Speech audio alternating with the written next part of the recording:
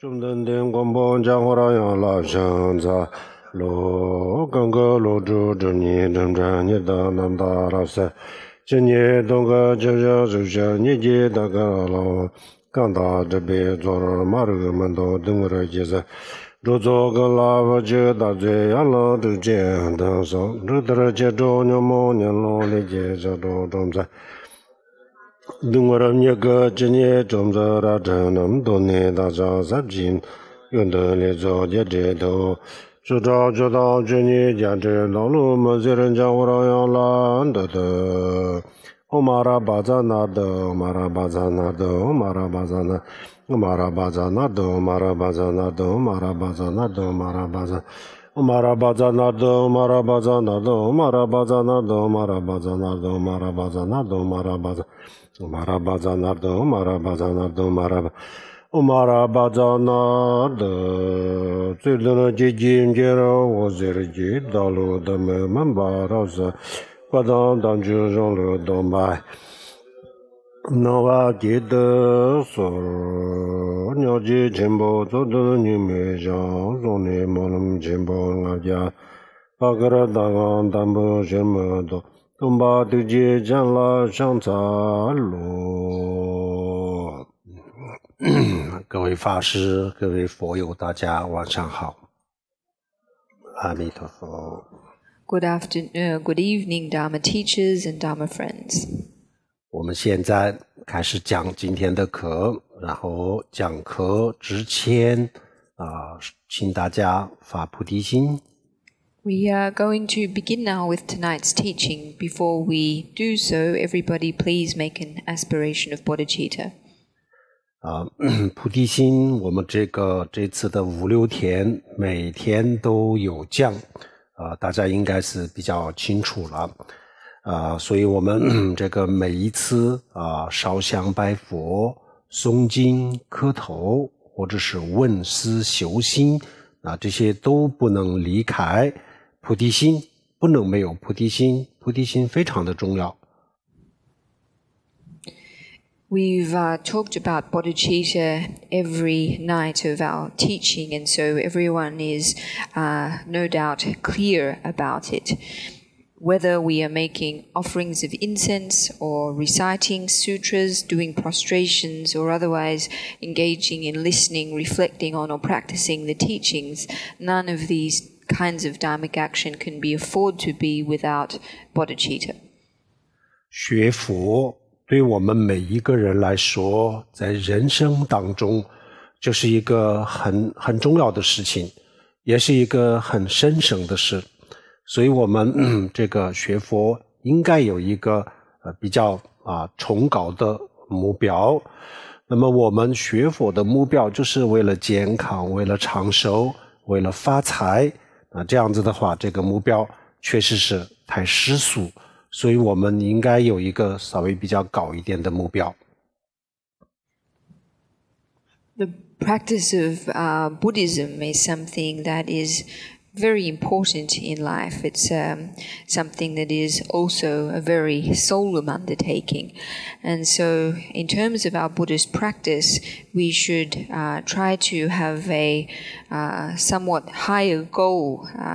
in respect of which we are practicing for. If our goal in practicing Buddhism is simply good health or prosperity, then this is a very worldly kind of goal, and we should try to aim for a goal that is a bit higher than this. 那么比较高一点的目标是什么呢？最好我们选择这个菩提心。菩提心简单的说，我们为了度一切众生，为了让天下所有的众生离苦得乐，为了达到这个目标，首先我自己成佛，然后我成佛了以后呢，我要去做这个工作，就是这样子的决心叫做菩提心。So in terms of a higher kind of goal, the best choice we can make is to have bodhicitta as our motivation. And this is simply in order for the sake of all beings to assist them in being free from suffering and enjoying happiness, we vow to attain Buddhahood and to work towards this goal of attaining Buddhahood. This is the aspiration of bodhicitta. 好，接下来我们将今天的这个主题的内容，我们今天的题目是临终的时候应该做什么。So we are going to move on now to the main topic of tonight's teaching, which is what to do at the time of death. 我们很多人也许会想临终的时候呢，人都要死了，人都要马上就要死了，那还能做什么呢？其实临终的时候是非常关键的一刻，这个时候我们应该做的和可以做的还有很多。Many people might think that if the time has come for someone to die, then what more can be done for them? In actual fact, the point of death, dying, this is a very critical time, and there is much that we can and should do at this juncture. 我们的身边，比如说朋友、同事、同学、家庭的成员就是即将往生去世的时候呢，让我们每个人都不知道应该为他做什么然后呢，因为我们一辈子从来都没有去考虑走的时候怎么走。然后我们考虑的，我们的一切都是为了就住在这个地球上，住在这个世界上，我们应该怎么去做？我们考虑的都是这样子我们没有考虑走的时候怎么走所以呢，比如说我们身边的有人要走了，那么我们就是不知道怎么帮助他，然后手忙脚乱不知所措这个时候呢，其实如果我们有一点准备的话，还是可以帮助他很多但是最遗憾的是，因为我们没有考虑，没有去学，没有去训练所以呢，这个时候我们帮不上。其实这个时候他们是最需要帮助的时候。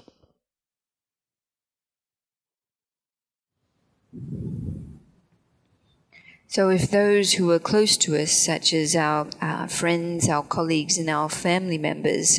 are facing death, they're about to die, and we often don't know what to do in this situation. For our whole lifetimes, our entire life, we've never given thought to how it is that we should die. We've only given consideration to how it is that what we should do during our lives. We've not given thought to how it is that we should leave this world. So for this reason, when those who are close to us face the time of death, we don't know what to do to help them. We're at a complete loss. However, if we are prepared, it's possible for us to do a lot to help people who are dying. The greatest or the most regretful thing is if we lack because of a lack of learning about the death process and a lack of training in what to do, that we are not able to help them. However, in actual fact, at this point, there is much time that we can do to help them, and this is the time when they need our help the most. 在现实生活当中，我们每一个人都有很多时候需要别人的帮助但是如果我们得不到别人的帮助，我们自己也可以解决这些问题总是有办法的但是这个生死关头这样子的时候呢，我们自己确实是没有办法解决，很多问题自己解决不了这个时候我们是最需要最需要帮助的时候，但是很遗憾的是什么呢？这个时候能够帮助我们的是非常的少，我们的父母、我们的儿女、我们的最好的朋友和我们的这个亲人，他们都不知道怎么来帮助我们。其实他们是非常想帮助我们，但是呢，他们不知道怎么去帮助所以这个时候呢，我们得不到帮助那么我们就是应该还没有到这样子的时候还没有到这个时候呢，我们应该自身的一些训练也要训练一下，然后呢，我们帮助别人的这些一些方法呢，也要学一下，这两个都是非常重要。一个是可以帮助到自己另外一个呢，可以帮助到身边的很多的人。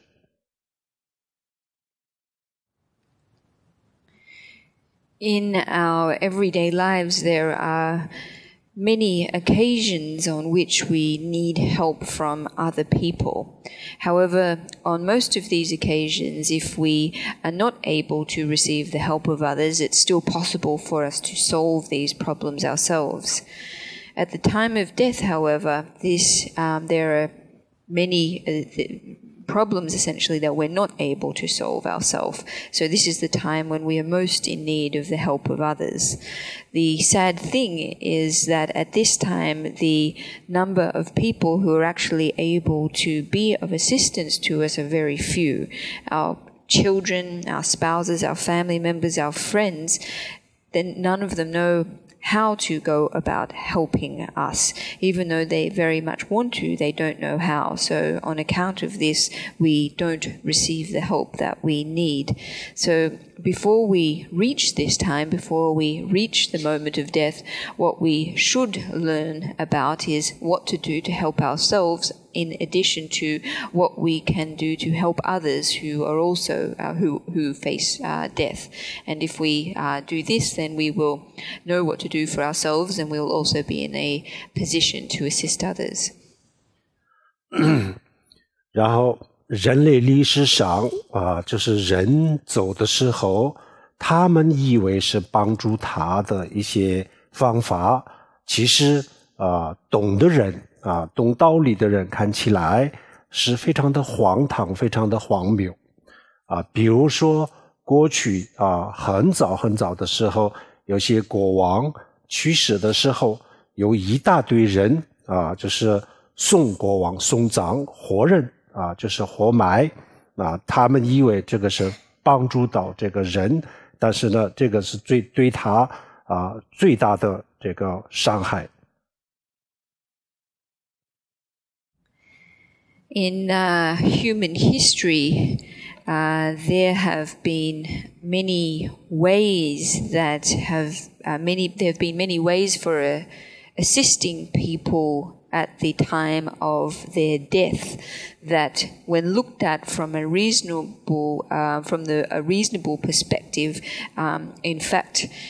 can be seen as very absurd. So, for example, there are situations in history where ancient kings who have died have been buried alive have been buried with other people. This was felt to be of assistance to the dead king to be buried with live people. However, this in fact was the greatest harm that could be done to the king possible. 然后丈夫去世的时候，把妻子也跟丈夫一起烧掉他们认为这个可以帮助到他，其实这个就是对他最大的伤害。Another example is in human history, when a husband has passed away, his wife was also burned with him. This was considered to be of benefit again. However, in actual fact, it was the most harmful thing that could be done. 然后有些人去世的时候，家人把很多的动物就是杀死很多动物，鸡羊牛等等，他们以为这个对他有利，其实这个对他也是最大的伤害，没有利。Another example is where family members of a deceased person have sacrificed many animals on behalf of the deceased person, such as chickens and cows, etc. They believe that doing so would be of benefit to the deceased person, but again, this is an example of action that was extremely harmful. 然后有钱的人去世的时候，金银珠宝等很多东西跟他一起埋葬，他们以为这个对他有帮助，其实也没有任何的帮助。Another example is of extremely rich people who die and then they are buried with various precious items and substances, again thinking this would be of benefit to them, but in actual fact it's of no benefit whatsoever. 这些方法因为他们不了解死亡，他们不了解死亡的时候到底发生了什么，所以他们也不知道这个时候怎么样正确的帮助他们。So all of these practices are based on a lack of understanding of death, a lack of understanding as to what happens when we die. So on account of this, these actions demonstrate a lack of understanding as to how the dead person can be properly assisted. 那么如果是一个修心人修心的这个修心的境界比较不错比较高的人来说这个我们昨天讲过了，死亡就是一个机会，对他们来说死亡就是一个机会，一个修心的机会。也许如果他把握得好的话，也许在这个当中他没有下意识，就在这个当中就成佛，也有这样子的可能。If the person who dies is a Dharma practitioner of a relatively advanced level of realization, then as we mentioned last night, such practitioners view death as an opportunity for practice, because it is possible if they can deal with or navigate the dying process properly, that they can attain Buddhahood within this very lifetime. 那我们普通的人，我们没有这么修心的境界的人虽然我们不能说这个死亡就是一个修行的机会但是呢，我们任何一个人只要有这些方法到时候懂这些方法的话，就到时候我们可以把这一生的一些好的东西可以就连接到下一世连接到下一世，然后连接了以后呢，下一世可以更好的修心这个我们每一个人包括普通人也能做得到。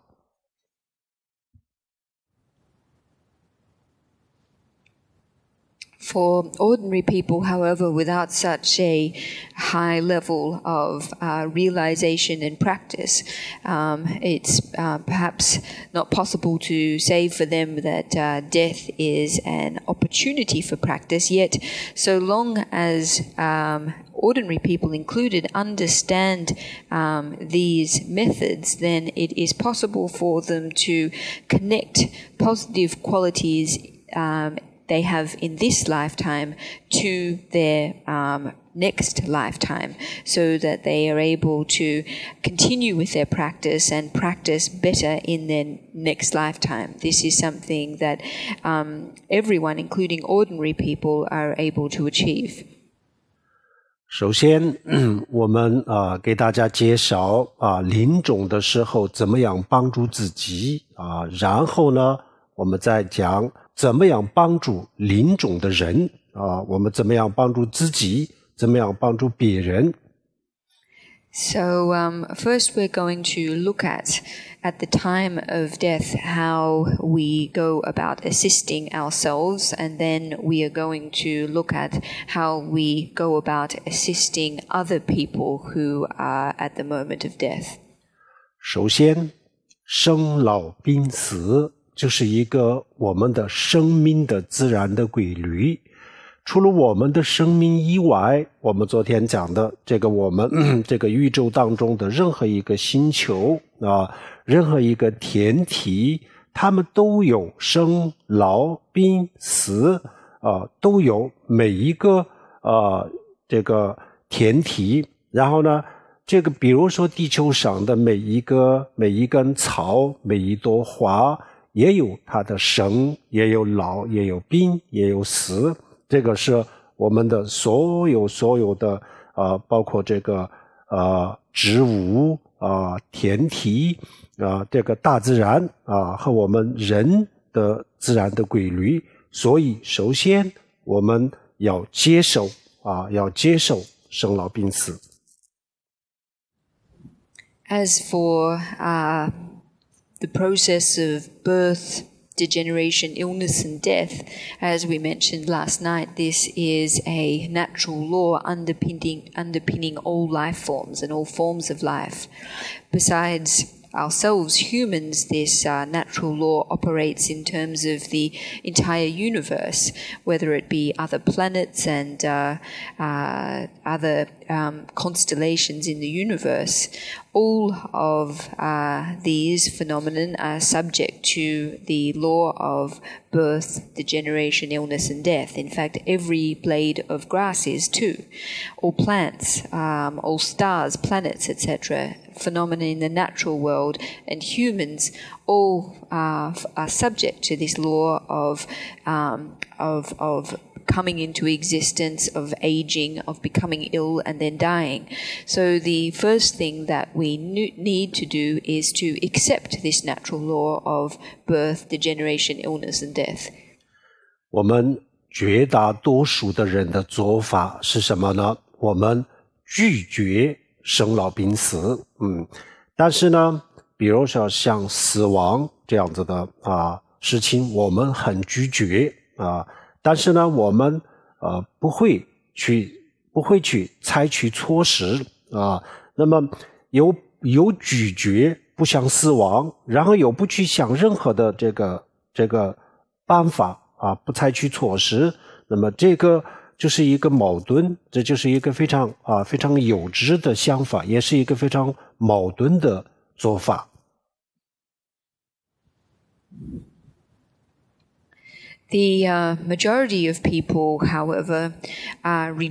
refuse this natural law of birth, degeneration, illness, and death. In particular, death, this is something that many people refuse or reject. And on account of this, they don't take any measures in the face of death. They don't want to die, and yet they don't take any measures in respect of their death. In fact, this is a very contradictory and very childish position to have. 那么佛教的方法呢，首先让我们接受这些事实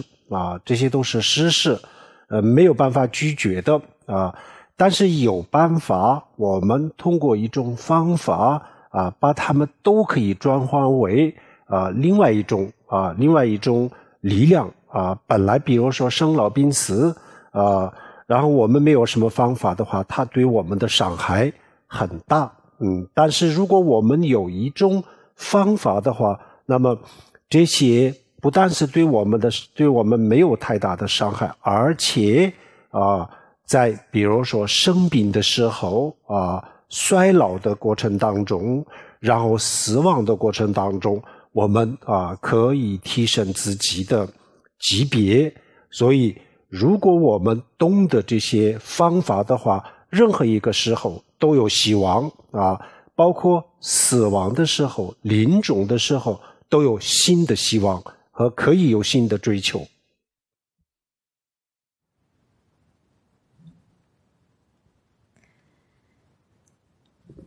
The Buddhist approach, however, is to first have us accept the reality of this natural law, because it is not one that we are able to reject, however much we might like to.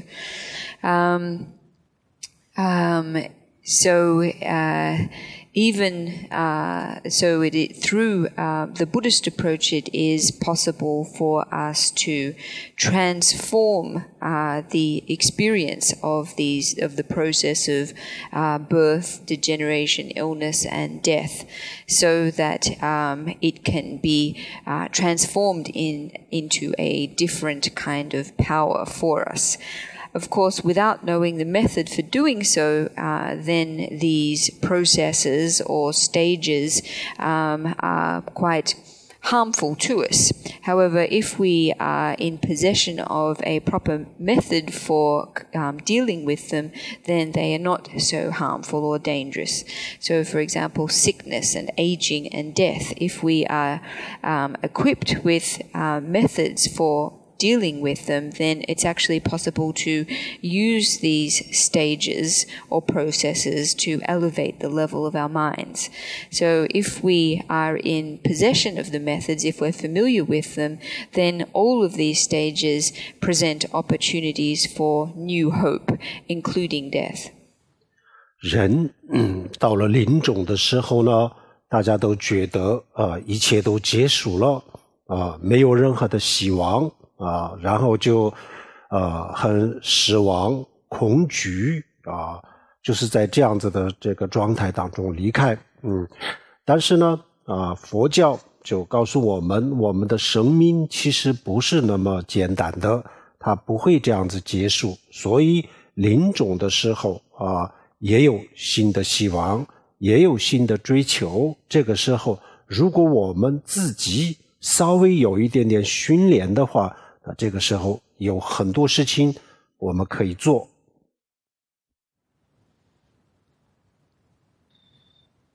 The people at the moment of death tend to think that everything is finished, that there is no hope left, and as a result of this they feel fearful and they feel hopeless. However, from a Buddhist point of view, life is nowhere near as simple as this, and it's not the case, in fact, that our life is coming to an end. So therefore, from a Buddhist point of view, death is a time when it is possible for us to have new hopes and new purposes. In fact, armed with a bit of training, there is much that we can do for ourselves at the time of death. 首先我们介绍一下大乘佛教修菩提心的人临终的时候可以做什么修菩提心的人临终的时候通过五种力量通过五种力量来迎接这个死亡我们现在给大家介绍这个五种力量。So what I'd like to first introduce is how Mahayana practitioners of bodhicitta, that is Mahayana practitioners who have cultivated bodhicitta, what they can do at the time of death. And primarily I'll be talking about 5 powers that they can apply in order to face or greet death as it comes. 首先密宗里面呢有很多观察自己的这个死亡的时间的一些方法我们的比如说2年3年或者是几个月以后死亡的话，它就会提前就会有一些人的身体的某些局部的变化，会有一些变化那如果发现了这样子的变化的话，那密法里面呢也有一些长寿的这个仪轨这个时候呢可以做这些长寿的仪轨。为什么呢因为我们人的这个生命是非常有价值，非常有意义当然每一个众生的生命都是有价值，但是人因为如果他多活一天啊，多活1个月啊，他也可以做很多事情，做很多有意义的事情。所以呢，如果能够延寿啊，能够延长我们的寿命的话，尽量的延长寿命啊。密法里面有很多的方法。如果发现实在是没有办法，延寿一定要走了啊，这样子的话，那我们开始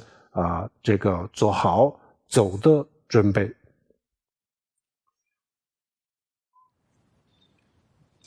In the Vajrayana tradition, there are many different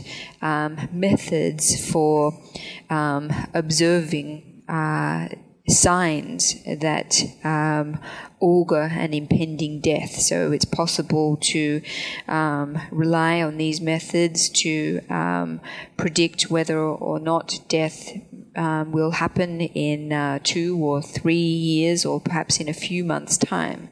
So if these signs of death manifest, then it's possible to do long life liturgies, to carry out long life rituals. And why is this something that we can do? Well, the reason is that human life is very precious. Indeed, all life is precious, but human life in particular, if we are able to live just one more day or an extra few months, then there is much that we can do in this time. So if it's possible, we should extend our life, and there are many methods in the Vajrayana tradition for doing so. However, if this is not possible, it's not possible to extend a lifetime through these methods, then we have to begin the process of preparing to die. 首先第一个叫做善终离善的种子善的种子，心善善根的种子叫做善终离那么善终离是什么样子呢？首先我们确定自己要走了这样子的时候呢，就把自己的所有的这个财产包括自己的房子、车子，还有这个银行的积蓄所有的东西就要捐赠平时把这些钱拿去做一些善事做什么善事呢？什么善事都可以，主要是自己认为哪一个善事是最有意义最能够帮助到别人最能够利益到很多人的这种事情就选一个这样子的事情，然后呢把自己的所有的东西捐赠人没有走之前就把自己的东西都捐捐了以后呢然后第一个就是走的时候就没有什么留恋，当然如果要分配给儿女等等也包括在里面那么就是全部处理，主要是捐赠就是做一些善事这是第一个。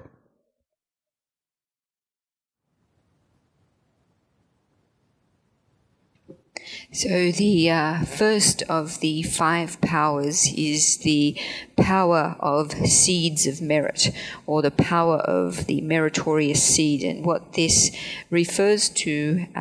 is as a practitioner is approaching death, they gather together their property, their money, their savings, their apartment, etc., and they give them away, or they donate them to some kind of positive cause. And in terms of the various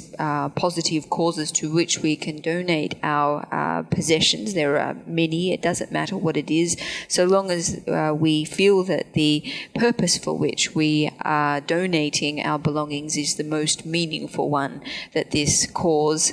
is able to benefit a great many people. So before we die, we need to choose how we are going to donate our money and make arrangements to do so, to give away our possessions. And then after we have done this, after we die, the benefit is that we then have nothing left over. So if we are going to leave some money to our sons and daughters, this needs to be these arrangements need to be made before our death too. But the main thing here is that we donate our possessions to a positive or beneficial cause. 临终的时候，对自己的这个财产的这个眷恋，还有对自己的亲人等等的这些世俗的眷恋，是这个是一个最大的障碍，最大的阻碍之一。所以呢，就是往生的时候去世的时候呢，一定要放下这个留恋否则的话走不好的。At the time of death, attachments and clinging to our possessions and our family members, these kinds of worldly attachments and clingings are the greatest obstacle that we can have at this time. So we need to let go of our attachments, our worldly attachments at this time. If we are not able to do so, then we won't die well. 有一个故事释迦牟尼佛在世的时候，在佛陀的身边有一个出家人，然后呢，这个出家人他有一个钵就是出家人吃饭用的碗出家人吃饭用的碗那么他没有别的东西一个钵就是出家人吃饭用的一个钵一个碗值多少钱？不值什么钱，但是呢这个不是值钱不值钱的问题，就是要看他有没有执着。如果他有执着，虽然这个不值钱，但是呢对他是一个很大的障碍。那么这个出家人死的时候呢，他对他的钵有这个执着，然后就是有留恋，他放不下这个钵，其实就这么一个吃饭的碗而已。但是呢临终的时候呢，他就是比较喜欢他的这个钵然后后来就在这个钵里面呢变成了一条蛇它变成一条蛇肯定是还有其他的原因的这个不可能因为他喜欢他的钵就变成一条蛇，这个不可能，也有其他的原因但是其中一个最近的原因肯定是有很多的原因。任何比如说一朵花要长出来要生长，也不是一个因一个缘，有很多的原因才可以长出来。同样的，它也有会有很多因缘，但是其中一个最近的一个因缘，就是他临终的时候留恋他的钵就最后就是在这个钵里面呢就变成了一条蛇，然后释迦牟尼佛亲自来超度就是有这样子的事情。所以一个出家人就是一个钵不是什么值钱的然后呢是一个出家人也总得应该有一点点这个修心但是呢临终的时候如果搞不好的话，那就会出现这样子的问题。所以临终的时候我们一定要注意，这个时候是一个非常关键的时刻。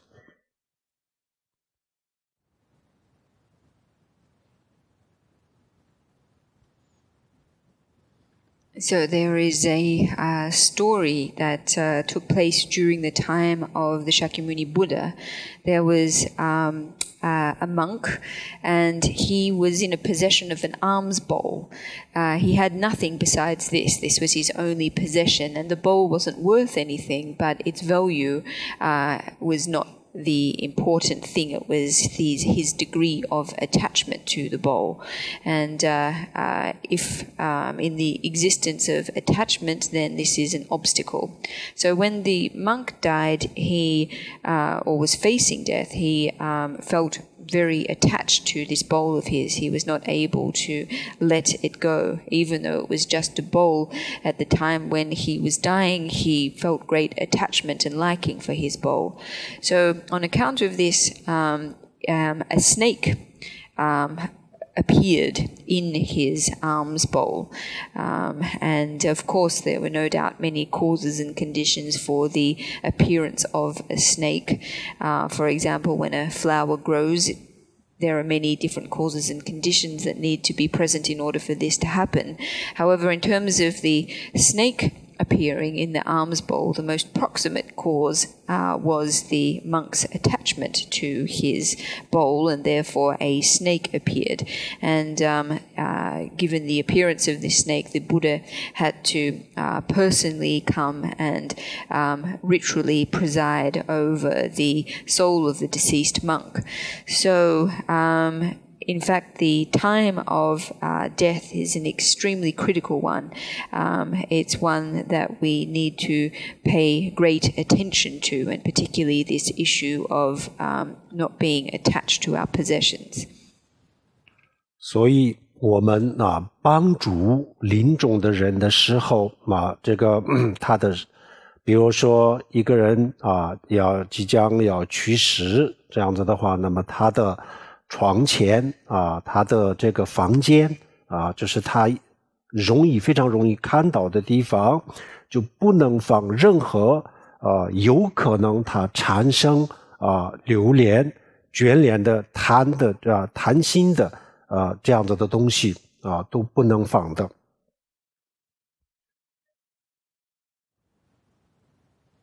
So for this reason, when we help someone, when we are helping someone who is dying,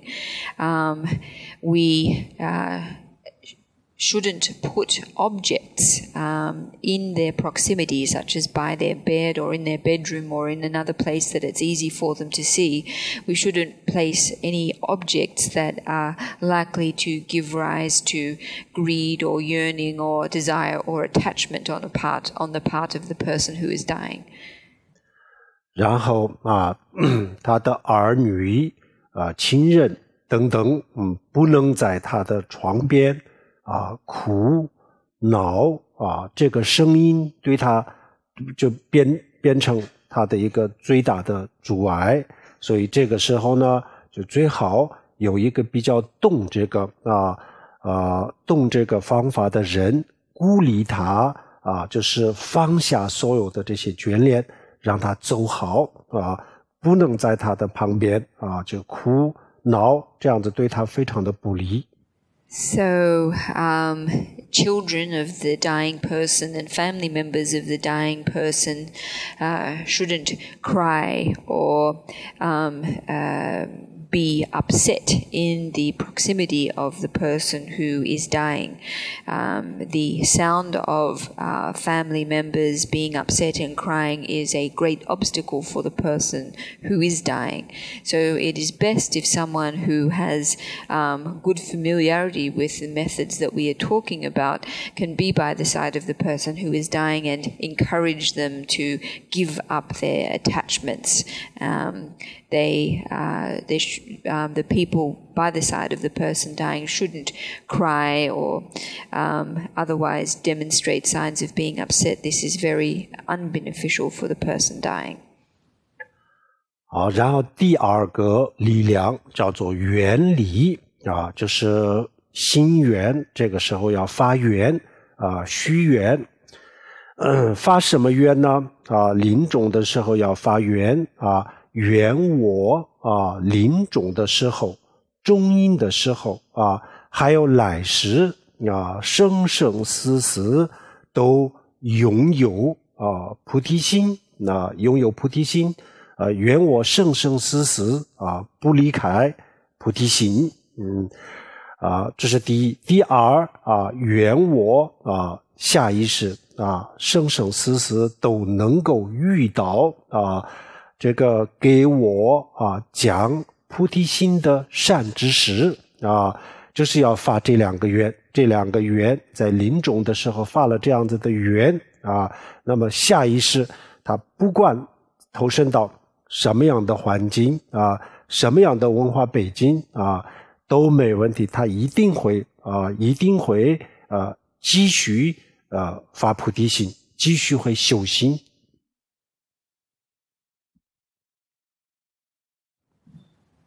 So the second of the 5 powers is the power of prayer, and in this the kind of prayer that we are talking about is one where the dying practitioner prays that during the death process as well as in the next life and indeed in all lives to come, that they firstly have bodhicitta, are able to be in possession of bodhicitta, that they never be apart or distant from bodhicitta. This is the first aspiration or prayer that is made. And the second aspiration or prayer is similarly through the death process in the next life and in all lives to come, to always encounter a spiritual friend or a spiritual guide who is able to teach them bodhicitta. And as so long as we make these 2 aspirations or prayers, then in the next life, regardless of where we are reborn, in what cultural context, etc., we will always be able to continue our cultivation of bodhicitta and continue in our practice. 然后第3叫做破离破坏离或者是破除离那破坏什么呢就是要破坏我的我执那这个时候我现在为什么死亡，为什么衰老，为什么生病就是因为有我执因为有我执，我从无始以来到现在到今天经历了无数的这个生死都是因为有这个我执。如果我把这个我执还不把它破除的话不把它断掉，不把它铲除的话，那么我再过几百万年几千亿年也是这样子，我永远都这个生死轮回当中摆脱不了，我永远都会像现在这样子，要面临死亡，要面临这个衰老，要面临一切所以我一定要铲除这个我执，我一定要把这个我执断掉要这样子这个下决心。还有就是发愿我愿我能够这个断除我执证悟空心临终的时候要发这样子的愿，这也是非常重要的一个。So the third of the 5 powers is the power of destruction. And what is it that we are destroying here? Well, it is our ego clinging, our self-clinging. The reason that we are undergoing the process of aging, dying, and death is on account of our self-clinging, our clinging to the ego. From beginningless time, our rebirth over such a long period of time has come about on account of our clinging to self. And so we need to realize that if we are not able to eliminate this self-clinging, then we will continue to cycle in cyclic existence for a very long time to come. It won't be possible for us to escape the cycle of rebirth. So, therefore, in order for us to be able to transcend the cycle of dying, of illness, of degeneration, and of dying, it is necessary for us to eliminate this ego clinging. So in terms of the power of destruction, we make a very strong resolve to eliminate ego clinging and to release empty and to realize emptiness. 第4个第4个叫做因法离。因法离因法离是什么意思呢？我们的意识就有一种功能比如说我们没有手表没有闹钟这样子的情况下，比如说明天3点钟我要起床的话，那这个我睡觉之前就是要就想我一定要明天3点钟起床，我一定要起床多想几次，然后呢睡着了，那明天3点钟的时候一定会醒过来的这个是我们的意识，它就有一个这样子的功能，这个功能叫做因法因法离。那么临终的时候我们用这个用到什么地方呢？这个时候我们首先就是就心里想，我等一下我到这个中阴的时候我一定要想起菩提心我一定要不能忘掉菩提心我到中阴的时候，中阴身的时候，我一定要发菩提心然后通过这个中阴，然后我投生的时候同样我也一定要发菩提心，我千万不能忘掉，我一定要发菩提心这样子这个多想几次这个跟自己的这个内心当中就储存了一个东西，一个能量，然后呢到了中阴的时候呢，那它一定会发挥作用，那个时候它菩提心一定会有的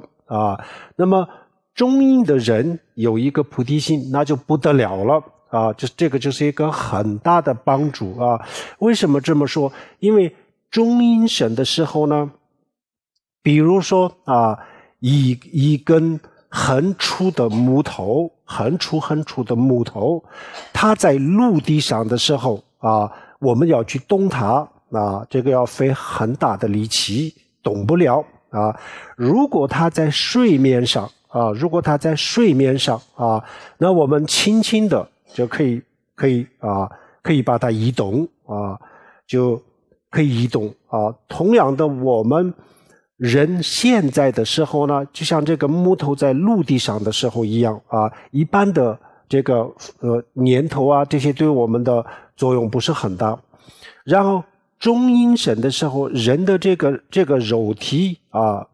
没有了这个肉体以后呢，人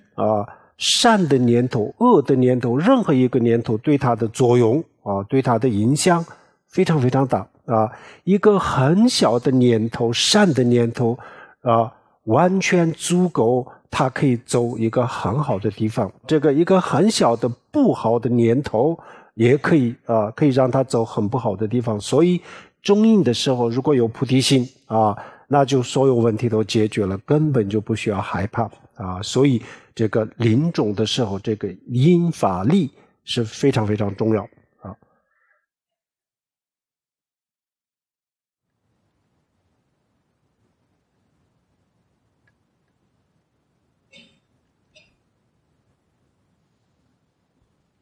So the fourth power is the power of intention, or the power of making a plan. And this power is based on the capacity for our minds to be able to plant a thought in advance that then enables us to follow through on the thought. For example, if we don't have a watch or an alarm clock, it's possible before we go to sleep, by reminding ourselves several times that tomorrow morning we absolutely need to get up at 3 o'clock, for us to be able to wake up precisely at 3 o'clock on account of having reminded ourselves several times before we went to bed. So this is a capacity that our minds have. It's the capacity of being able to sow an intention in our own minds. So if before we die, it is very important to make the intention that when we die, we must remember bodhicitta during the dying process, as well as during the intermediate or bardo state, we must generate bodhicitta. And during our stage of rebirth, we absolutely mustn't forget bodhicitta. So these are things that we need to remind ourselves of many, many times during the dying process. And doing so will plant a kind of power in our mind stream, which will then, in fact, manifest results during the dying process. If we are able to generate bodhicitta during the intermediate state, then this will be of great assistance to us. So we can think of a very heavy, thick piece of wood. If we try to move it when it's resting on solid ground, when it's resting on the earth, it's very difficult for us to do it. However, if the piece of wood is floating on water, then suddenly it becomes very easy for us to move it around. And it's the same with our minds. At the moment, our minds are like on solid earth, on solid ground. However, during the intermediate state, during the bardo, when we don't have a physical body, then in terms of our thoughts, any thought that we give rise to is very powerful, can have very great consequence. So just one small positive thought during this time can be enough to ensure that we receive, that we have rebirth in a very positive state. And just one small negative thought can be enough for us to have rebirth in a very negative state. So if we are able to generate bodhicitta during the intermediate state, then there is absolutely no reason for us to have fear whatsoever. We will necessarily have a very positive rebirth. So therefore, at the time of dying, the power of making a plan or the power of intention is extremely important. 好，最后一个就叫做传习离啊，传习就是修心。过去的这个修心所修的东西就在这个时候要用所以叫做传习过去所传习的这些内容，也就是说我们之前所修的这些法在这个时候要用那么作为一个修菩提心的人来说，那这个时候呢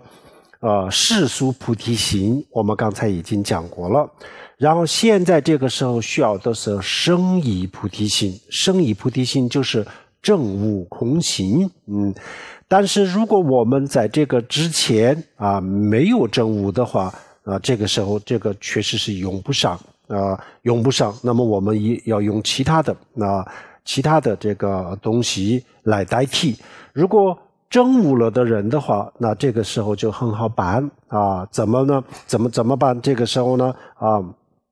先发菩提心我这一次的死亡我不应该害怕。为什么呢？我从无始以来这个经历了无数次的死亡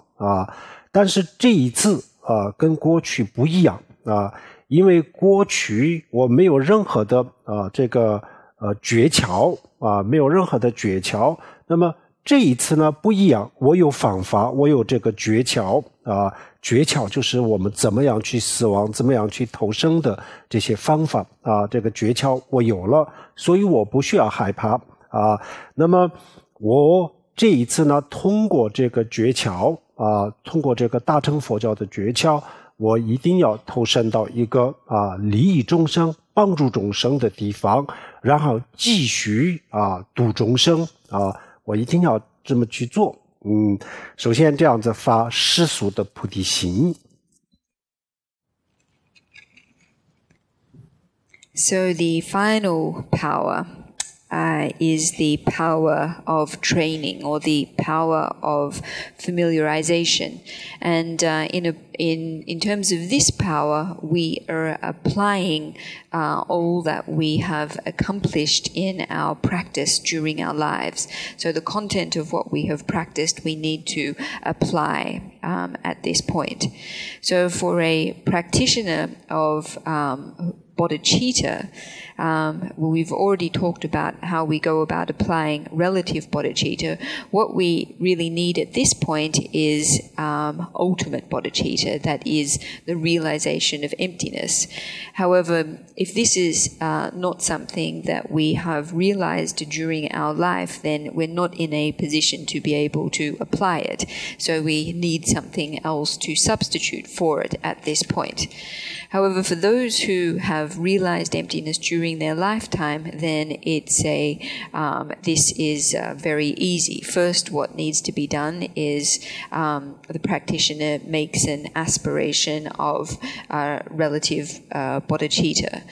They recognize that now they are dying. However, there is no need to feel fear. Up until this point, over one's many lifetimes in the past, one recognizes that death is something they have undergone many times, but that this time it's different. Whereas during our previous deaths, we've had no method for approaching death. We've not had a method that has been able to assist us in knowing how to die or how to confront the process of rebirth. However, this time we are armed with such a method, and so there is no need for us to feel fear. And so at this point, the practitioner resolves that in relying on these Mahayana methods, in this time I must be reborn in a place where I can benefit all beings, and upon being reborn in such a place I will continue my work of benefiting all beings. So first the practitioner makes an aspiration of relative bodhicitta.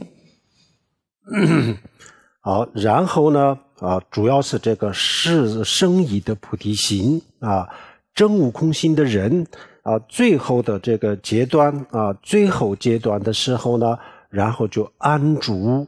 就在这个空心的境界当中，然后反复的去修，安住在这个空心的境界当中，然后呢，最后一刻端起的时候，延起的时候呢，就在这个空心的境界当中端起延起那这样子就是可以连接到中阴身的这个法身我们昨天讲过了，中阴身的时候呢，有这么一个阶段，它是只有佛心如来藏，没有任何其他的杂念的，它可以连接到这个状态当中，然后有可能直接就成佛如果境界稍微比较高的话，成佛都有可能。So having made an aspiration of relative bodhicitta, the main thing in terms of this power is ultimate bodhicitta. So during the final stage of dying, the practitioner abides in a state of emptiness, continually abides in this state until their final breath. And if they are able to continue to abide in this state, then they can it's possible for them to connect with the Dharmakaya in the intermediate state. As we mentioned before, there is a time after we die during which a brief instant during which there is nothing except Buddha nature, and it is possible by abiding in a state of emptiness during the dying process to directly continue or connect with this state, and for a practitioner of a relatively advanced level, it's possible to attain Buddhahood. 这个方法这五个五理，这五个都是一个这个完整的一个临终的诀窍从处理自己的财产到最后的这个延期断期，这个中间应该去想什么，应该去做什么这个全部一个完整的一个方法但是还没有证悟的人来说，这最后的一个环节可能用不上，所以我们介绍另外一个。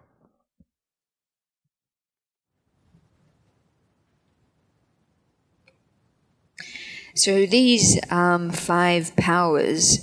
represent a complete set of methods for dealing with the dying process, for dealing with death,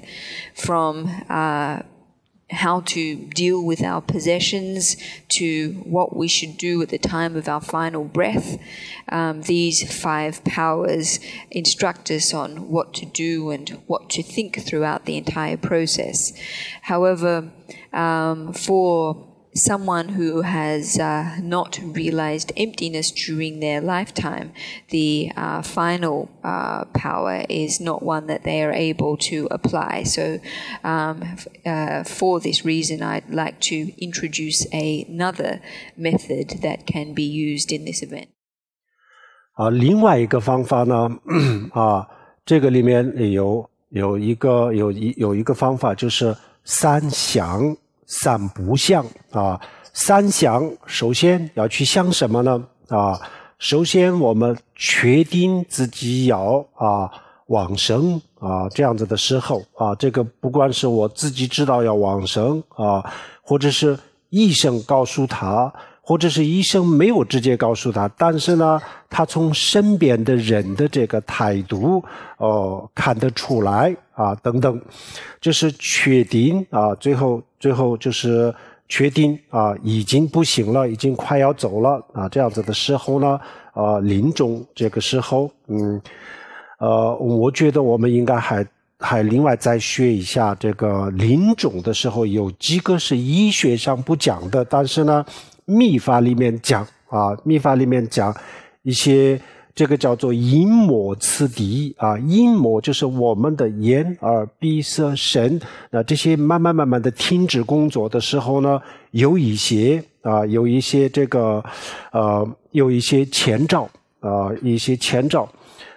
那这个我们就以后有再学一下那个比较有用的然后呢我们比如说医生告诉我们了就是比如说就24小时或者是几个小时之内会这个去世或者是自己知道通过各种各样的渠道知道的时候呢，然后3想3不想这个时候要用3想首先第一就是要想起菩提心，这个我们刚才已经讲过了，是一样的一定要这个时候要发菩提心，一定要想到菩提心，这是第一。So this alternate set of methods is called the 3 thoughts to have and the 3 thoughts to abandon. So if we have established with certainty that we are going to die, whether we know it for ourselves or whether the doctor has told us or whether we can gather that this is the situation based on the attitudes of those around us, in terms of knowing that death is going to take place very soon, there are different signs that are mentioned in the Vajrayana tradition. They're not signs that are spoken about in the medical discipline. However, these signs, such as the serial collapse of our sense faculties, are very useful for us to know about, and we should learn about these more in the future. In any case, if the doctor tells us that we have less than 24 hours to live, or we know for ourselves that we are going to die very rapidly, then we need to apply these 3 thoughts, the 3 thoughts to have and the 3 thoughts to abandon. So in terms of the 3 thoughts to have or the 3 thoughts to bear in mind, the first of these is bodhicitta. So again, just as we mentioned before, we need to think of bodhicitta. We need to remind ourselves not to forget bodhicitta. This is very important. 第二个就是要想起自己的上师或者佛菩萨，然后祈祷临终的时候，这个非常重要的自己的根本上师，然后就是像阿弥陀佛或者是其他的佛菩萨都是一样临终的时候想起佛菩萨上师，然后祈祷，这个是非常重要。So the second thought to bear in mind is to think of one's Lama, to think of one's spiritual guide, one's root teacher, to bring them to mind and to pray to them. This is very important, whether it be our own teacher or it be the Amitabha Buddha or indeed any Bodhisattva or Buddha, it's all the same. It's very important at the time of death that we think of them and pray to them as well. 第三个就是我们刚才我们前面提到的这个第一个就是菩提心，第二个是上师，第三个呢就是学密的人我想我们还没有学密法的话，就暂时用不上。如果学了密法的，平时修本尊的人这个时候要想到自己的身体跟本尊比如说我们修这个观世音菩萨或者是文殊菩萨等等这些本尊这个时候要想到我自己的身体跟本尊是无二无别的但是这个我们平时没有修密法的人暂时用不上也没关系，就用前面的两个可以，这三个叫做三想，要想到自己的身体跟本尊无二无别。So the first of the three thoughts to bear in mind is bodhicitta. The second is to think of one's lama. And the third of the three thoughts to bear in mind is to visualize one's own idam, deity, and to visualize one's own body as inseparable with the deity. This third thought is not one that we are able to apply unless we are Vajrayana practitioners. Until we have begun to engage in Vajrayana practice, then this is not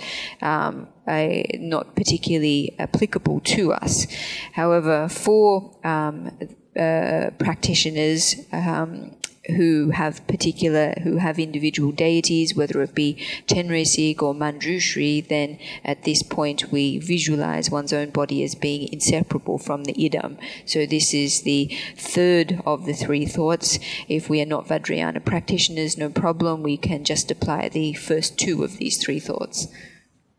好，然后三不想第一个对自己的财产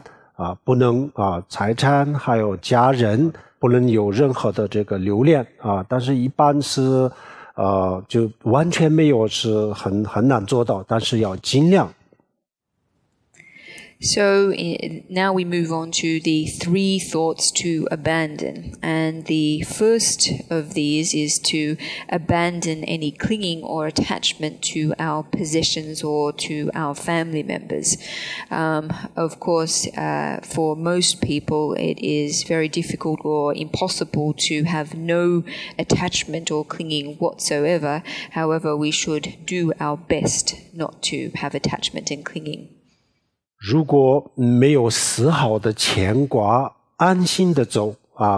没有任何的这个留恋这是最好最理想的，这样子一定会走得很好。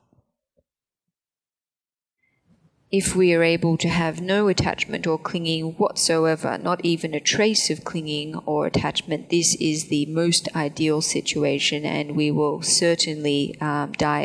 in a very positive way. 第二个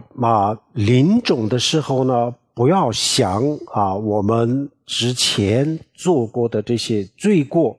这个时候我们临终的时候害怕，然后就过去所做的这些杀盗淫妄的这些罪过，然后都去想，然后就产生了后悔，然后又害怕，这样子的话那一定会走不好的。所以呢，没有到临终之前我们要把这个忏悔这些全部做好。临终的时候呢，不要对自己的这个罪业产生后悔，也不要去想它这个时候这个忏悔这个时候的这种后悔这个时候就不能成为一个忏悔，这个时候就不是一个帮助我们平时我们比如说我们随时随地忏悔自己的罪过是好事但是临终的时候就想这么多，然后又去后悔，然后这样子心里很慌这样子走不好。所以呢，临终的时候呢，这些罪过都可以忽略，都不要去想，这个时候想了没有用。So the second thought to abandon, or the second thought not to entertain, is thoughts of past wrongdoings. So if we, at the time of death, think about our past wrongdoings, then, for example, we will feel very scared, we will feel frightened, thinking of our past negative conduct, killing, stealing, lying, etc. Thinking about these things will give rise to regret, and then regret will lead to fear. So prior to our death, what we should do is properly confess our wrongdoings, because at the time of death, if we give rise to regret, then this regret will lead to fear.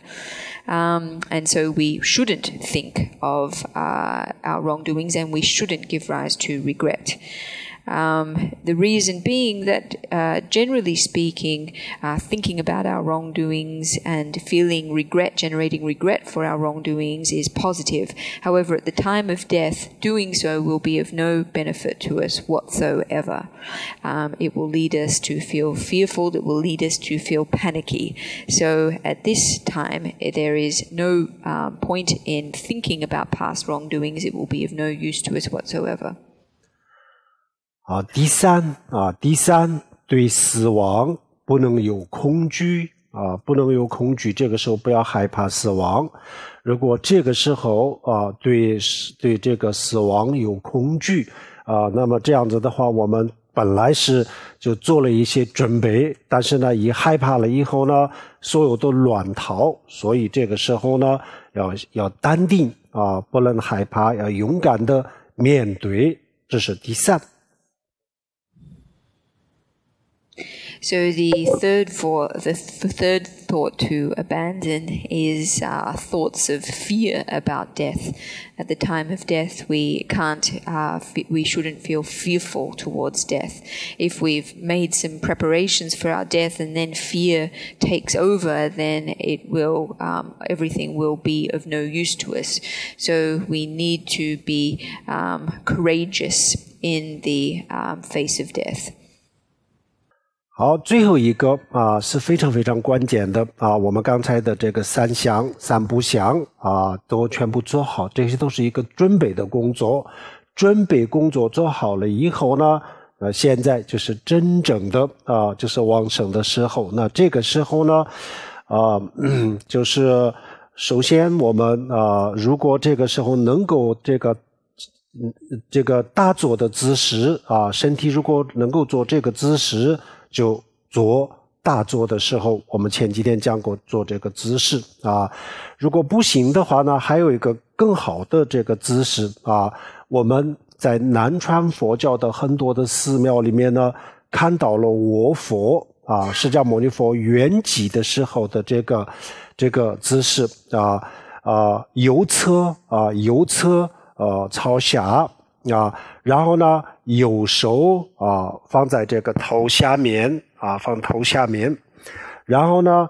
这个左侧这个朝上，然后这个左手放在这个左腿上啊，然后这个姿势头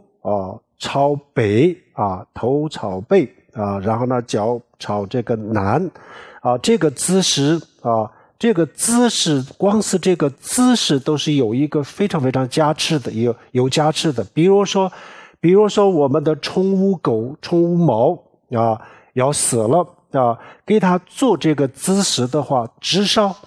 意识当中它是不会堕恶趣的啊，不会堕地狱，不会堕这个恶鬼。意识以后呢，因为这是一个姿势而已，它没有太大的力量，所以说不清楚。但是呢，当时是不会这意识当中它是不会堕恶趣的。所以包括动物都是一样啊，人也是一样啊，做这个姿势，这个非常重要。临终的时候做这个姿势，自己也要做这个姿势。然后呢，我们帮助临终的人的时候呢，也要给别人临终的人也要做这个姿势，头朝北，这个姿势是非常有用的。So, having attended to the 3 thoughts to bear in mind and the 3 thoughts to abandon, we have completed the preparatory stage of dying, and now we move on to the actual dying process. So, if we are in this situation, if it's possible for us to sit in the meditation posture, then we should do so. If it's not possible to do so, then there's an even better pose that we can posture that we can assume. And in the Theravada tradition, or in the Theravada monasteries, many of you have no doubt seen images of the reclining or sleeping Buddha. And so in this posture, the dying person lies on their right, with their right hand under their head, supporting their head, and their left hand then rests on their left thigh. Their head is oriented to the north and their feet are oriented to the south. This posture, posture has great blessing. If, for example, our own pet, a dog or a cat, is dying, and then if we are able to ensure that they die in this posture, then for at least one lifetime, it can be guaranteed they won't descend to the lower realms. Of course, this is just a posture, so it's not possible to say anything beyond one lifetime. However, animals and humans are the same in this respect. So, whether it be for oneself or others, this posture is very advantageous to adopt at the time of death. The head to the north is very important. 好，然后做好了这个姿势以后然后呢，我们在我们的头顶观想自己的根本上师和比如说观世音菩萨无二无别，或者是这个释迦牟尼佛，或者是阿弥陀佛或者是只观想自己的上师对上师特别有信心的人，直接可以观想自己的上师。然后呢，也可以把这个佛菩萨和自己的根本上师观想为一体都可以观想在自己的前面然后呢，我们自己的这个身体身体里面呢，就观想一个叫做中脉中脉的这个出息是我们的倒数第2个手指叫做无名指每个人自己的无名指的出息出息，就这么一个管道，就像一个管子一样，从肚脐下面4个手指丹田从这地方一直这个管道就通到这个头顶这个发旋，我们每一个人都头上有一个发旋这个地方叫做翻穴这个一个穴位穴位翻穴，这个地方这个上面是打开的打开的，下面是堵住的就观想一个这样子的管道这个叫做中脉观想一个这样子的，这是一个人体的一个脉，然后这个脉的心口这个地方观想自己的意识自己的意识就是观想一个光的形式一个很小很小的光就像一粒豌豆这么大的一个光明亮的光实际上这个是我们自己的意识，但是呢它的心识就是一个光的形式观想在心间。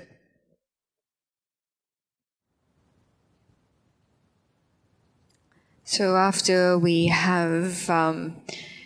assumed this posture, then we go on to visualize our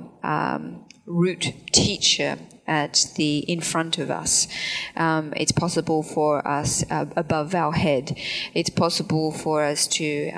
visualize our own Lama. It's also possible to visualize Chenresig or the Shakyamuni Buddha or Amitabha. If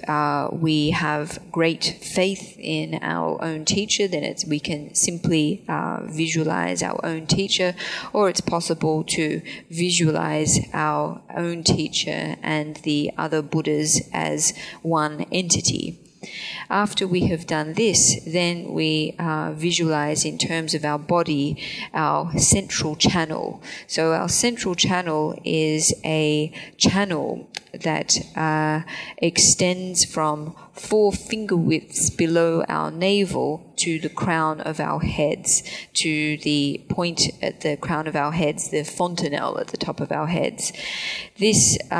central channel is as thick as our 4th finger, and the channel is blocked at the base, at the bottom, and is open at the top. So we visualize at a midway point on the channel that is at our heart, our consciousness as a drop of light, the size of a pea. So we visualize our consciousness in the form of this bright drop. We visualize this at the point of our heart. 好，然后呢，我们这个观想好了以后然后我们观想这个意识光的心识的仪式快速的从我们的这个中脉出去，通过这个头顶的翻穴出去，然后就进入我们所观想的这个佛菩萨或者是上师的心间融入了上师的心间。然后呢，我们观想我们的心、我们的意识、我们的灵魂跟上师佛菩萨的智慧融为一体然后呢，如果想往生西方极乐世界的话，那么最后就观想上师要越来越高，越来越高，最后就是就去西方极乐世界，把自己也带走这是一个观想的方法。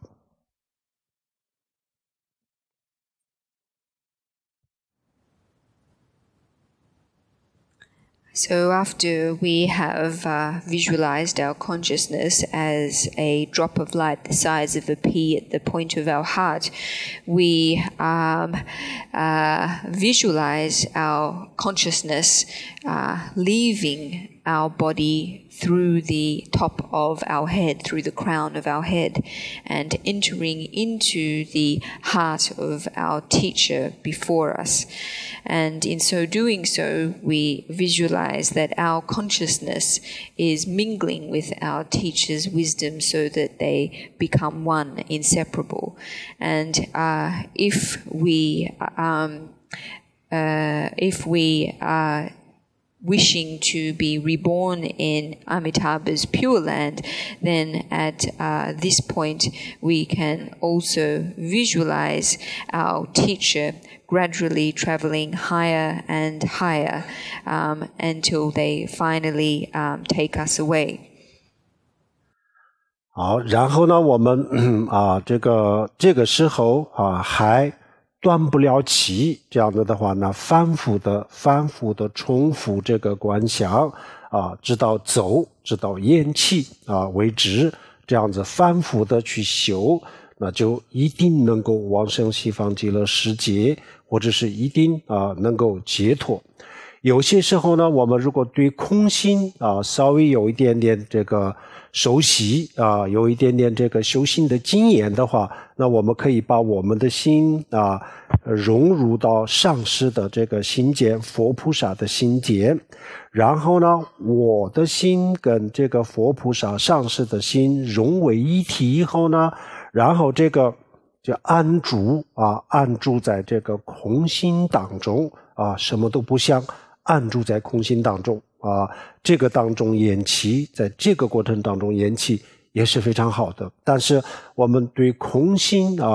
一无所知的人来说，前面的就是比较方便，我们把我们的灵魂意识融入到上师心间，然后上师佛菩萨，也就是就最后往生到西方极乐世界，把自己也带走然后这个时候就不要害怕，不要这个紧张不要这个心慌，这时候呢就淡定的反复的去这么去观想，在这个当中能够延期，能够走，那一定是走得非常好的，这是一个非常好的方法。So if we don't draw our final breath at this point, then we should continue doing this visualization until we finally do draw our final breath, performing this visualization over and over. And if we are able to die whilst performing this kind of this visualization, then it is certain that we will be able to achieve rebirth in Amitabha's Pure Land or achieve liberation from cyclic existence. If we have some familiarity with emptiness, that is, we have some realization of emptiness, then it's also possible for us at this time to mingle our mind with the mind of our teacher. And in mingling our minds with our teachers in a state of inseparability, then we can just abide in emptiness, in a state of no thought. And if we die we draw our last breath in this state, then this is a very good way to die. However, for those practitioners who have not realized emptiness, then the first method that we introduced, that whereby we visualize our teacher traveling higher and higher and finally taking us with them, is a good way to practice, a good way to visualize. There's no, we shouldn't be fearful, we shouldn't be anxious, we need to calmly and courageously visualize in this way, and if we're able to do so, it is certain that we will die well. It's a very good method. 如果这些方法做得好的话，那就不会有中阴就直接就往生西方极乐世界，或者是成佛都有可能。如果这些都没有做好的话，那我们最后还是会来到中阴中阴我们昨天讲过了。中阴身的人他非常的聪明的然后但是呢开始的时候呢他还不知道他自己死了，然后就给家里的人说话，那家里人不理他的时候，然后他立即就想到有可能他就死了那么他就去看这个找金子踩沙滩或者是雪地，然后没有脚印没有自己的影子，这样子的时候呢，他立即感觉到死了那这个时候如果没有修行那就会出现很多恐怖的现象那这时候最关键的是一个是什么呢？如果发现了自己死了那这个时候应该怎么办呢？立即就观想观世音菩萨，观想观世音菩萨，然后祈祷观世音菩萨往生西方极乐世界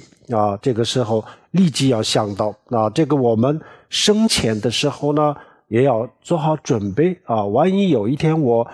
这样子我一定要想起这些事情啊。那这个我们有一个专门的这个训练的手法，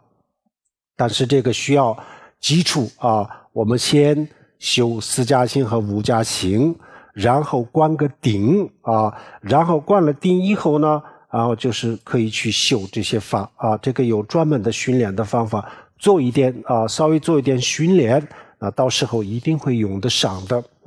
但是没有基础的话，这些训练都没办法做。所以希望大家啊，从出离心，从四加行开始，一步一步的去修啊。我们讲了这么多，然后呢，没有人去修，没有人去用啊，那就等于就是没有用啊，等于就是白讲啊。所以呢，希望大家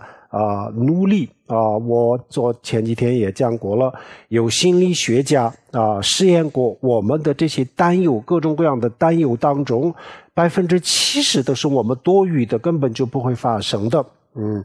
但是死亡是绝对会发生的啊，中阴身这些是绝对要面临的，所以这个时候我们没有任何的准备，这个确实是非常非常恐怖的啊。所以呢，以后我们可以做一点训练，但是现在这个阶段呢，我们现在还有没有做好这个基础的这些修行，所以这个时候呢，我们只能提醒自己，如果万一有一天我这么做，那这个时候我发现我死了的时候呢，我不要慌张不要恐怖我立即就要想到观世音菩萨自己的上师，还有平时自己的本尊是什么就是要想到，我立即就要祈祷这样子的话，我们这个中阴身的后面的这些都不会出现的。So if we are able to, visualize, do these visualizations well, then it's not necessary that we will pass into the intermediate state. It's possible for us to go straight to the Pure Land, or even to attain Buddhahood directly. However, if we're not able to do these visualizations well, then we will move on to the Bardo state. And as we spoke of yesterday evening, during the Bardo state, the mind of the deceased being is very clever. So first, the deceased being doesn't realize that they are dead. It's when they go to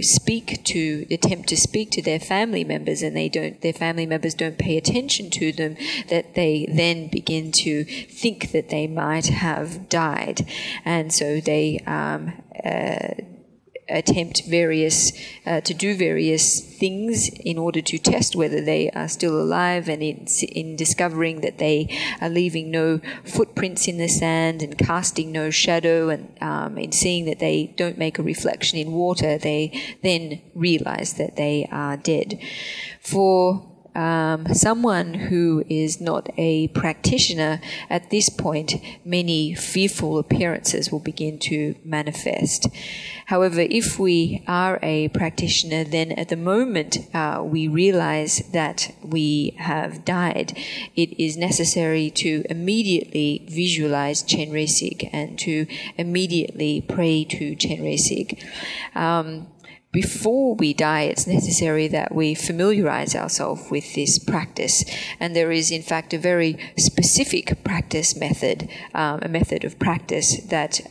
we can familiarize ourselves with, which is very beneficial at this point. However, in order to learn this practice, it's necessary that we've finished the preliminary practices and have received the necessary tantric empowerment, and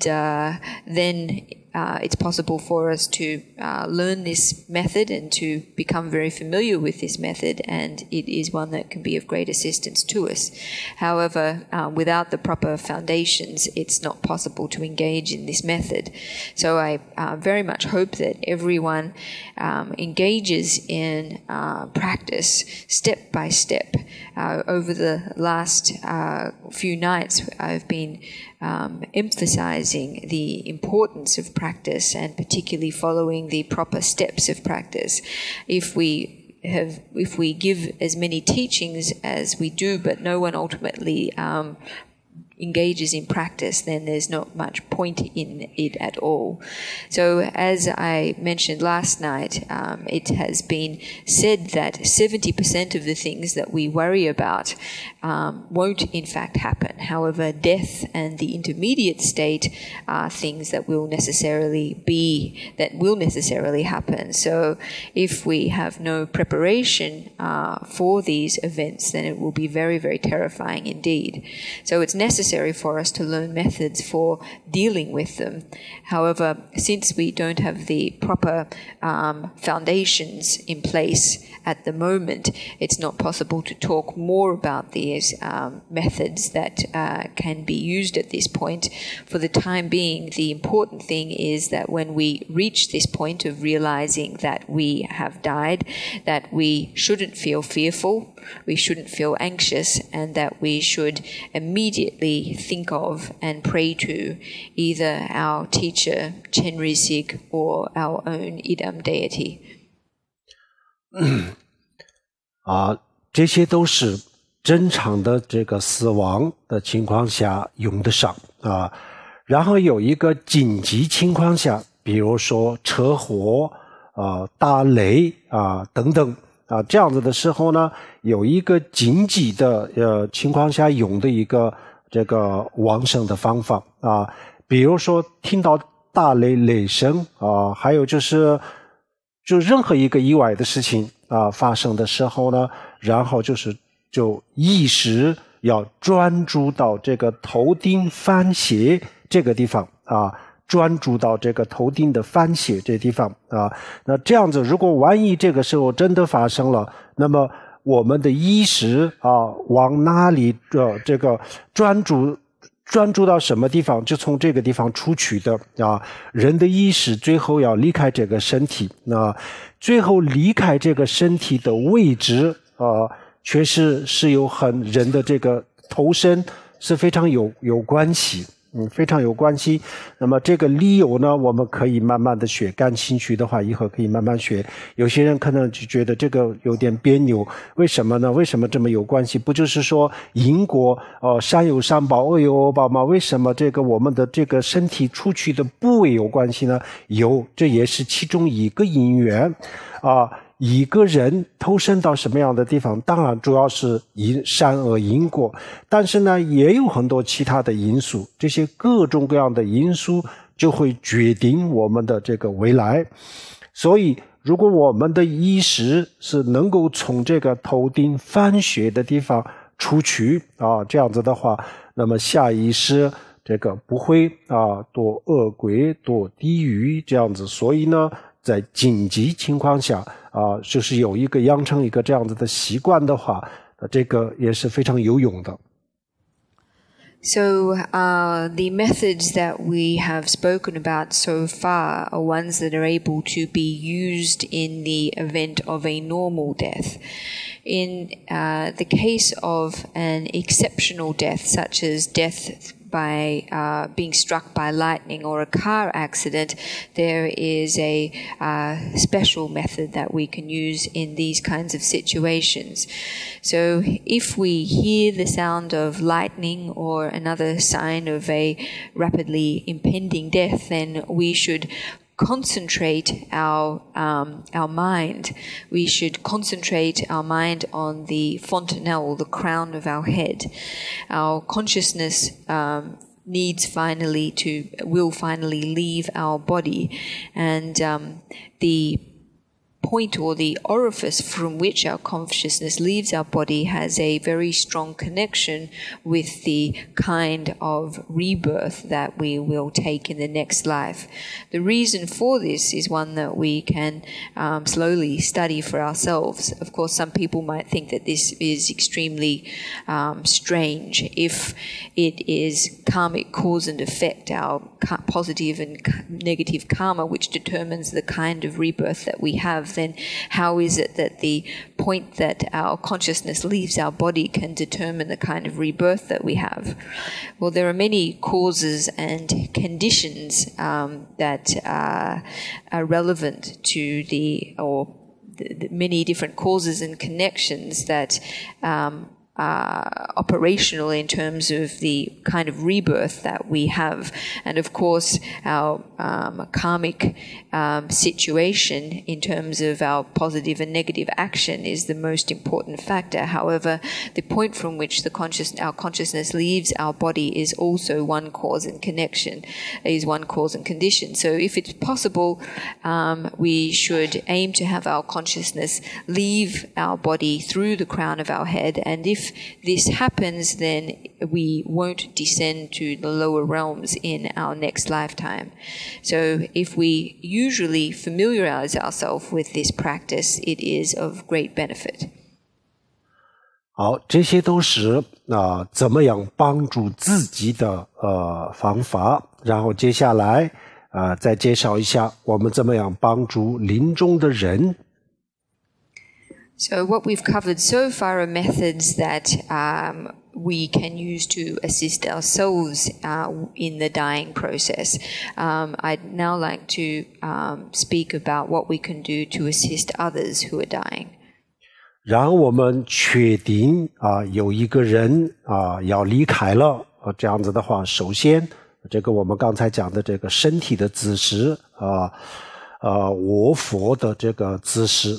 卧佛的姿势就是头朝北，然后右侧向下这个姿势非常的重要。就是这个时候呢，如果有这个有条件的话，那这个要做好这个身体的姿势。So once we have established with certainty that someone is going to die,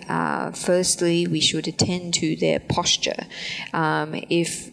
the conditions permit, we should ensure that they are in the posture of the sleeping Buddha that we just mentioned, that is, their head is pointing to the north and they are lying on their right side. If it is possible for this posture to be adopted, it's very important. 然后就是房间里面呢，不要有太多的人哭，太多的人闹，让他安心的走。这个时候呢，最好不要有其他儿女等等因为它容易产生眷恋。然后我们刚才也提到了，就是最好不要有他能够看到的地方，不要有任何他平时比较容易产生这个眷恋的就是他比较执着的东西都不要放在他看到的地方。然后人不要哭，不要闹，让他安心的走。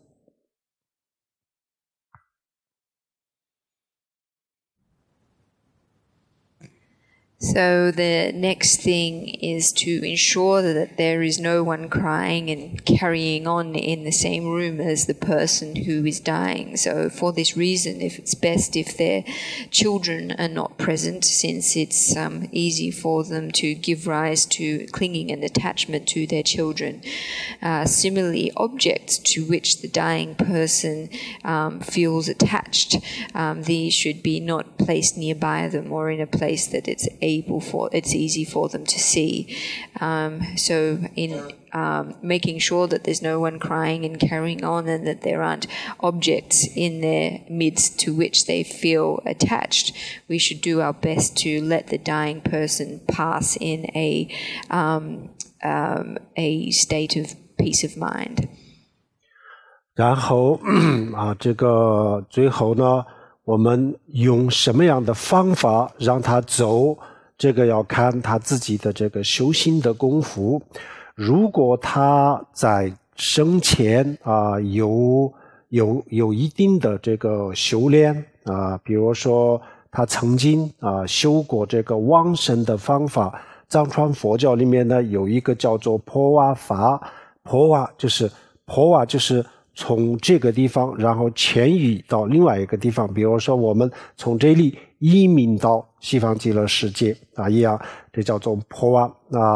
那么移动破瓦就是移动的意思，我们从这里移动到另外一个世界，就死亡就这么简单，从这里就搬到另外一个地方叫做破瓦。那这个破瓦如果他有训练，他有修行果的话，那我们应该给他用这个破瓦如果他在这个之前呢从来都没有训练过，那这个时候用不上，我们应该用其他的方法。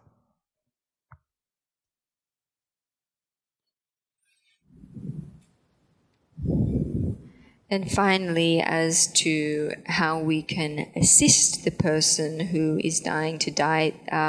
this really depends on their level of practice. If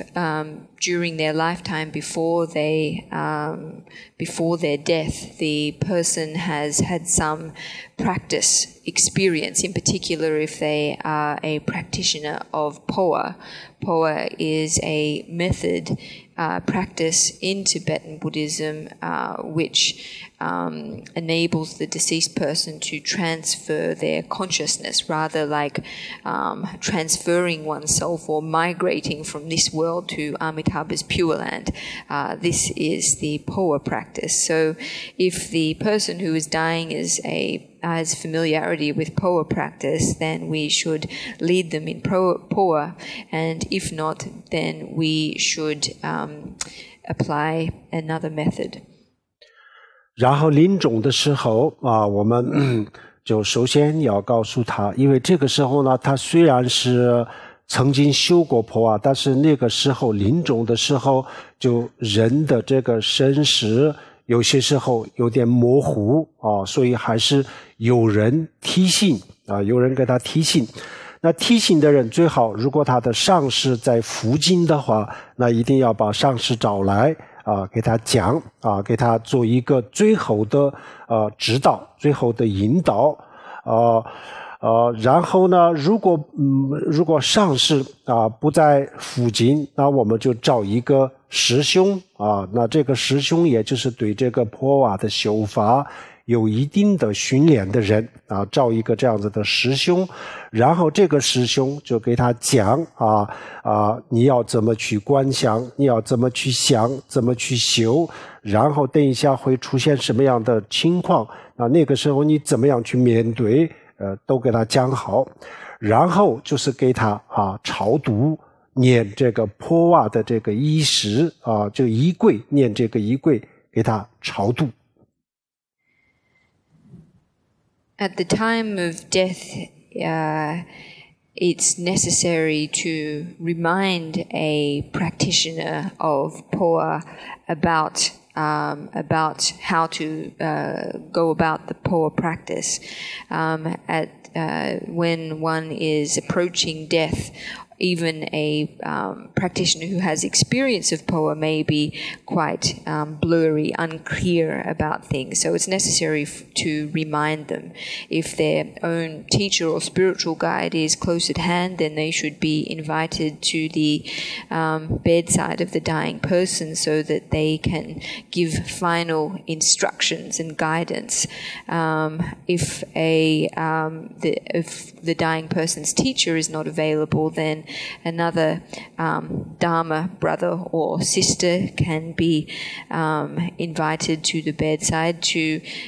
give instructions as to how to visualize and how to practice what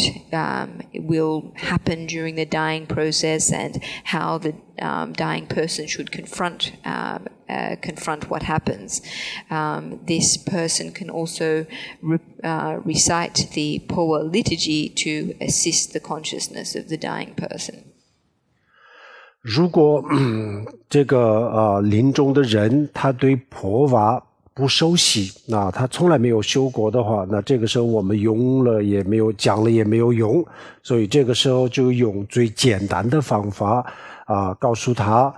这个观想自己如果有上师的话，上师和这个阿弥陀佛如果他没有什么特定的上师，那就是观想，直接观想阿弥陀佛，然后让他全神贯注的祈祷阿弥陀佛，然后不对这个世俗，对这个儿女财产都不要留恋啊，安心的走，要全神贯注专注的祈祷这个阿弥陀佛。然后这些都给他讲完了以后呢，然后身边有人帮他念佛超度，念南无阿弥陀佛。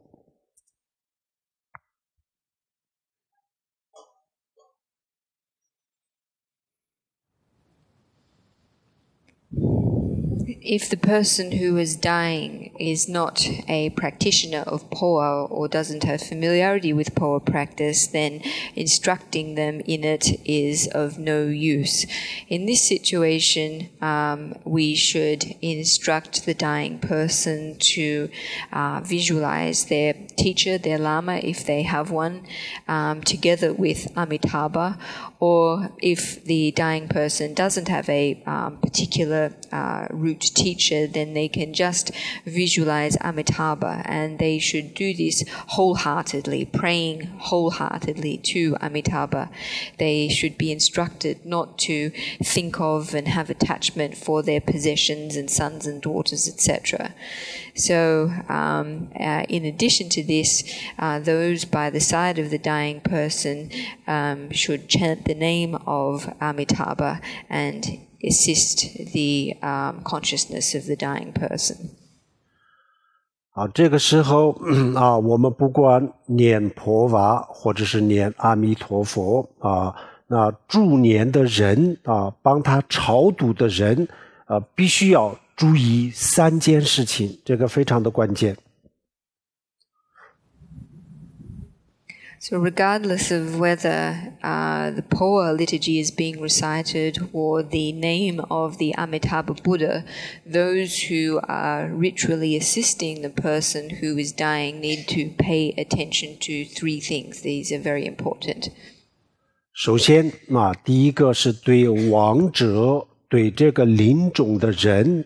要有这个强大的慈悲心这个慈悲心越强，超度的力量就是越好。如果没有慈悲心以其他的目的去超度或者是比如说有人在给他念经那我也就是去念一念，实际上没有什么慈悲心这样子就是不会起到任何的作用。所以不管是念婆或者是念佛号，前提的条件必须要对这个亡者，对这个临终的人必须要有很真诚的这个慈悲心，这个非常重要，这是第一个条件。So the first of these things is that it is necessary for those who are assisting the dying person to have a very strong bodhicitta for the person who is dying. The stronger the bodhicitta on the part of those who are assisting the dying person, the greater benefit they will be able to have in the dying process, or in terms of the dying process. If the people who are assisting the dying person are doing so for other reasons, they have other motives, or they're simply doing so because others are doing it as well, and they don't have any particularly strong feeling at all, then their ritual intervention will be of no use at all. So regardless of whether it is the Poa liturgy that it is being recited or whether it is the name of the Amitabha Buddha, the basic and fundamental condition is that those who are ritually assisting the dying person have a very sincere and strong bodhicitta. This is very important. 第二个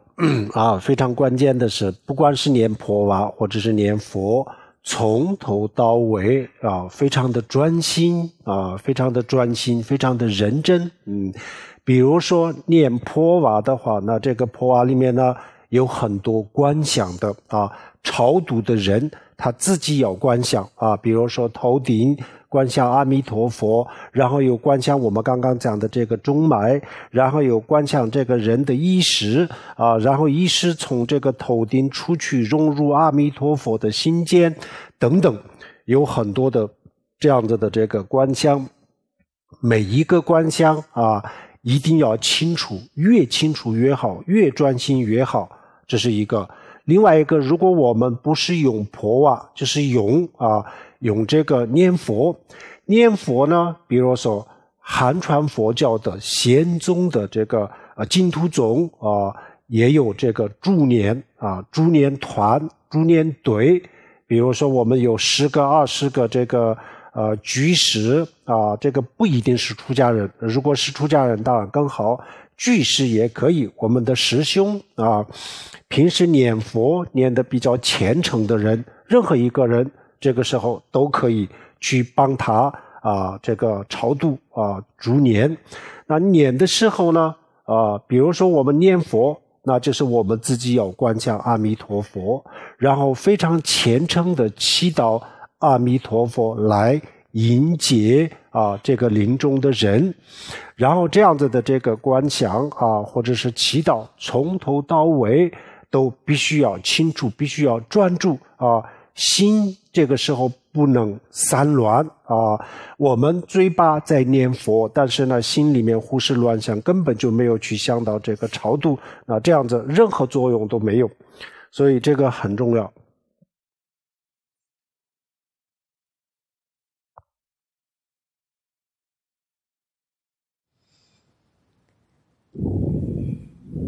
The second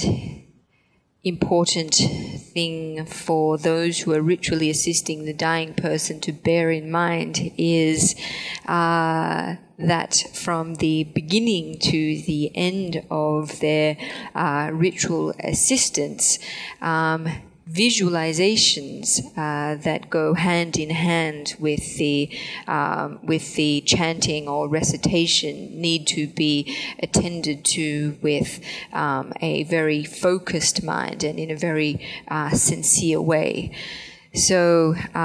whether it's the Poa liturgy that's being recited or the name of the Amitabha Buddha that's being chanted, there are different visualizations that need to be performed. And the clearer that these visualizations are able to be performed, the greater benefit it will have for the person who is dying.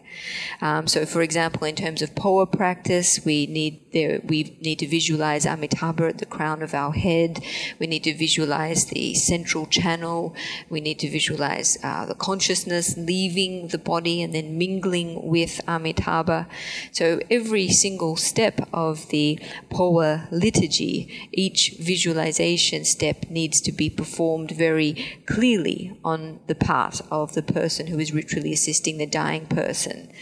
If it's not the Poa liturgy that's being recited, but the people assisting the dying person are chanting the name of the Amitabha Buddha. For example, in the Pure Land tradition, it's quite common for teams of people to ritually assist a dying person through chanting prayers.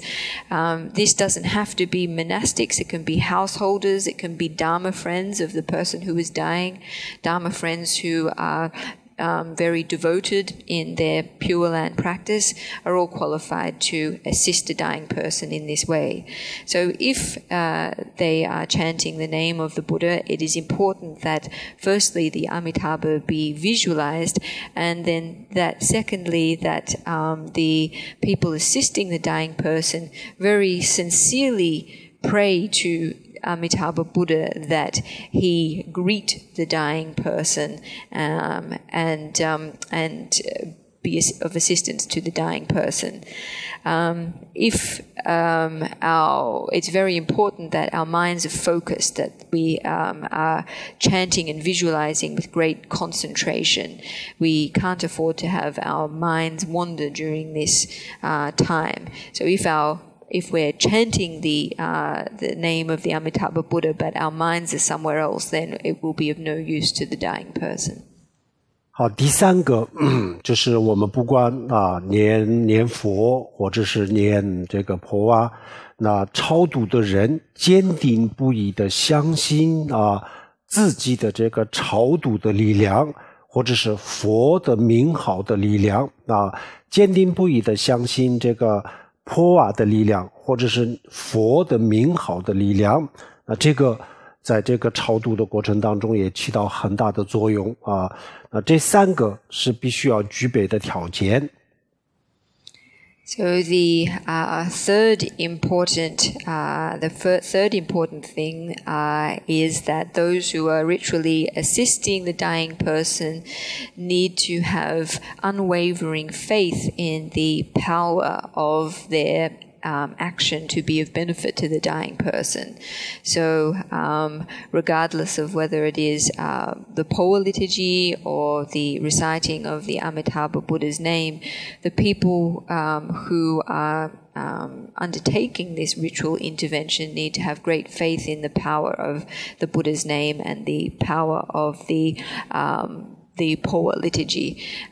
This is very beneficial and very important. 然后还有一个我们刚才讲到人死亡的时候，我们的意识离开身体的时候，这个离开的部位确实是有很大的这个关系我们的这个能不能往生有很大关系。那这个里面呢，绝对就是有一个奥秘比如说我们的这个意识这个显宗的佛经里面也讲过了比如说从腿、从脚、从脚心出去，从头顶出去，从心口出去有很多的部位都可以出去的。那么这个有些地方出去的话，那就是对这个他的这个头生不利，所以呢想办法从这个头顶的反穴当中出去，那这是这样子就能够往生能够解脱，都有很大的帮助，至少下意识它不会堕恶趣所以呢有几个比较需要注意的地方。我们临终的时候超度的时候，刚刚去世的人人不能站在他的这个床脚的地方去说话或者是不能去摸他的下半身那这样子，因为人如果床脚这个地方这个方向有人说话，他的心会专注到这边如果去摸他的下半身，他的心就会专注在这里。那这样子他临终即将要离开的时候呢，有可能他专注的时候从下半身从脚心离开，那这样子对他的这个下意识不利。所以这个时候呢，我们提醒他要深识意识，要专注头顶，然后呢旁边有人的话就是要去摸一下他头顶提醒他从这里出去，或者是抓住这个头顶翻起的地方的头发然后就拉一下这样子提醒他，他就这样子以后呢，他这边有感觉的时候呢，他的意识一定会专注到这个头顶如果能够头顶出去就有很大的帮助。这个道理我们如果以后有机会的话可以进一步解释，因为我们今天的时间不够，所以我们今天讲的是一些这个我们的一些操作的方法，这个理论以后关了顶，然后学迷可以进一步学习这个也是其中一个很重要的一个方法。So there is another important thing that we can do for the person who is dying or who has just died. As we spoke about before, the point from which the consciousness leaves the body has a very great connection or a strong connection with what happens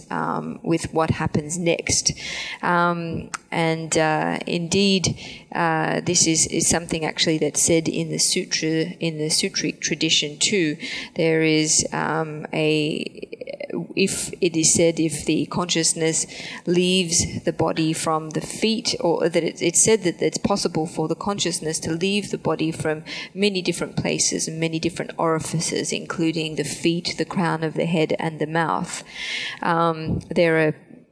various points from which it is considered if the consciousness leaves the body, then that is not advantageous to the rebirth of the to the person's rebirth. If it is possible for the consciousness to leave the dying person's body via their fontanelle at the crown of their head, then this has great capacity to assist them in being reborn in Amitabha's Pure Land or achieving liberation. At the very least, it will assure that the dying person is not reborn in the next life in the lower realms. So in terms of someone who has just died, we shouldn't speak, we shouldn't talk from a position that is below, that is from standing beside or below their feet, and we shouldn't touch any part of their lower body. The reason is if we do so, then the consciousness of the dying person will focus on these parts of their lower body, and this is not an advantageous to them having a positive rebirth. So we need to remind the dying person, remind their consciousness to leave their body via the crown of their head. And this can be done by touching the crown of the head of a person who has just died, or gently pulling the hair at the crown of their head. And in doing so, this reminds them, and it's very beneficial for them. The reason how this actually works, the theory behind it, is something that we can talk about more in the future. There's not enough time to go into it tonight. In the future, after everyone has received the relevant empowerment, then we can continue to learn more about this. However,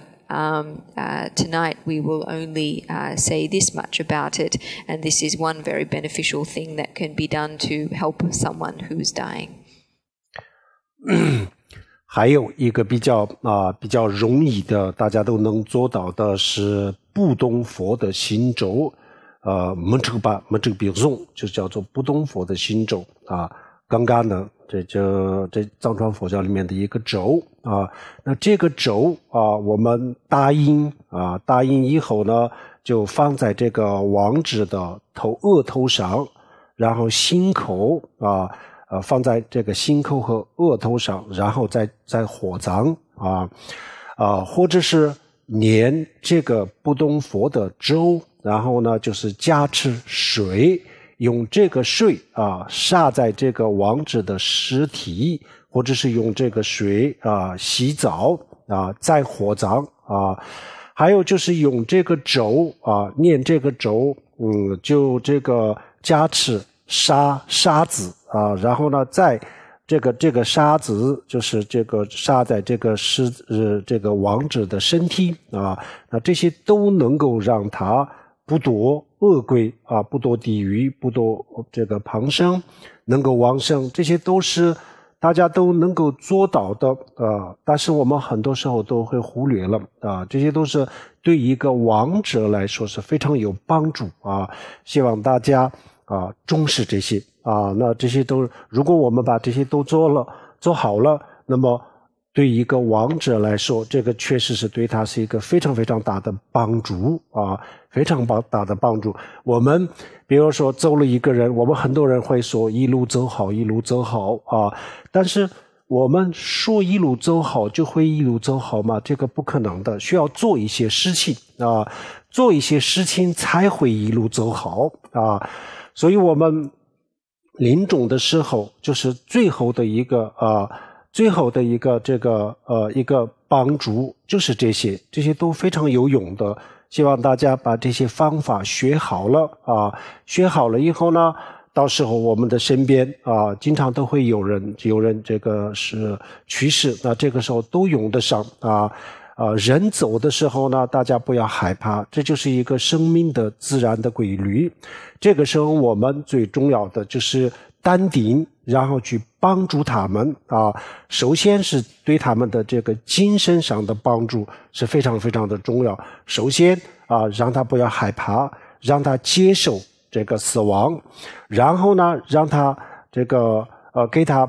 讲这些方法，然后就是在这个过程当中他遇到的一些情况也就跟他讲好，然后提醒他到时候你要怎么去面对啊。那这样子的话，临终的时候就有一个特点是什么？他这个时候他一定会记得非常清楚的。为什么？因为人在这个生死关头的时候他会发挥他的潜能他这个时候想一切办法就寻找一个帮助到他的一个方法。只要他发现有一个东西是可以帮到他，他一定会记在心里面的，一定会记得非常的清楚。然后到时候中阴身的时候呢，他一定会想起的。所以我们不要以为人死的时候或者是临终的时候我们给他讲什么他听不懂，记不清楚或者没有用，这些都是不对的他这个时候他一定会记得比我们平时还清楚所以这些都是帮助人的一个方法。这个时候呢，我们的科学、哲学社会的地位、民生，所有东西这个时候会失效的唯一这些方法可以帮助到别人。所以希望大家训练一下希望大家再进一步的学习一下。因为我们今天的时间的关系讲的不是没有很展开的讲，但是基本上我们要做的这些呢简单的方法呢已经给大家讲了，希望再进一步的复习，然后到时候去用这个也叫做利益众生我们佛教徒天天都是把利益众生、普度众生挂在嘴边，就是我们的口号，我们的一个口头禅。但是呢，行动上没有，什么都没有这样子这些都是没有用的。所以我们这些一个人来说，临终的时候是最需要帮助的时候。所以这个时候如果我们用得上这些，对这个亡者来说真的是很大很大的帮助希望大家进一步的学习然后用得上对自己我们总有一天也需要这些然后呢，我们平时身边很多人需要这些希望大家做一些训练希望大家这个重视一下这些方法。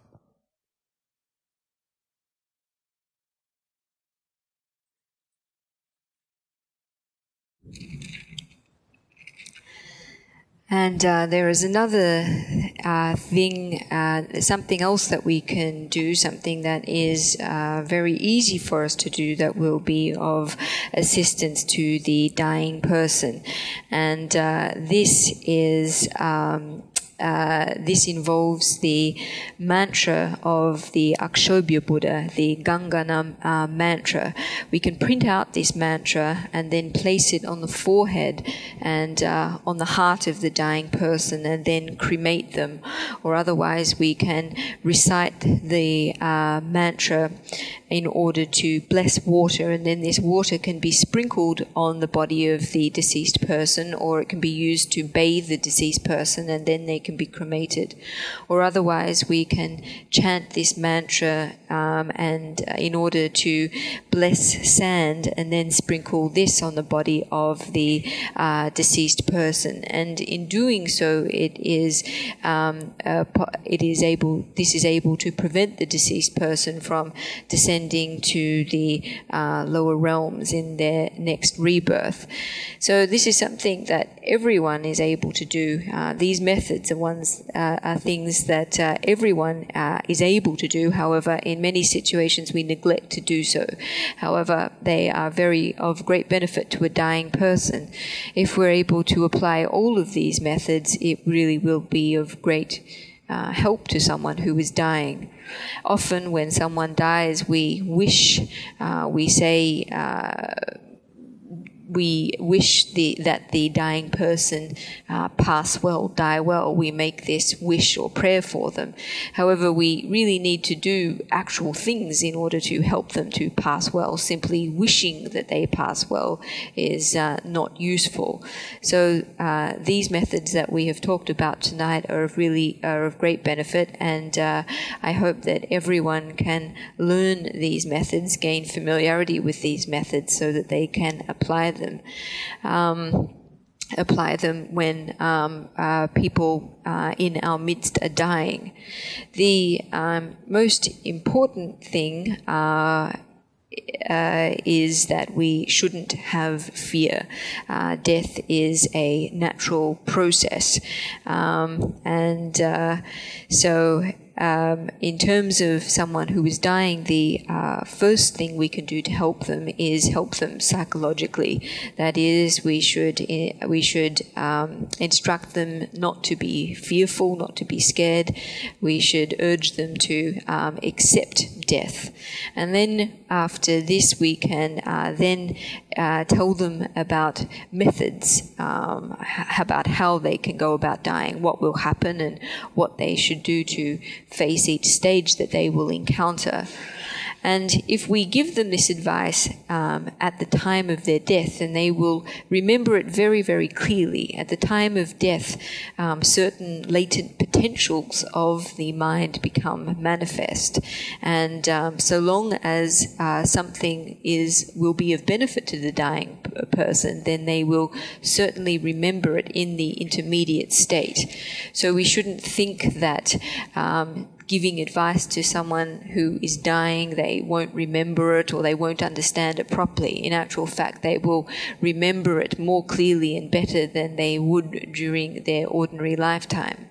So at this time of death, everything else, science and philosophy, our position and status in life, etc., none of these have any use. They all cease to be of any validity.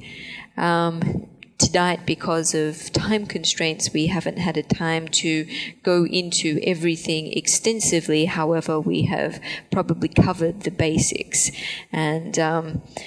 as Buddhist practitioners, we always talk about the need to benefit beings. We always talk about it, benefiting beings constantly. However, just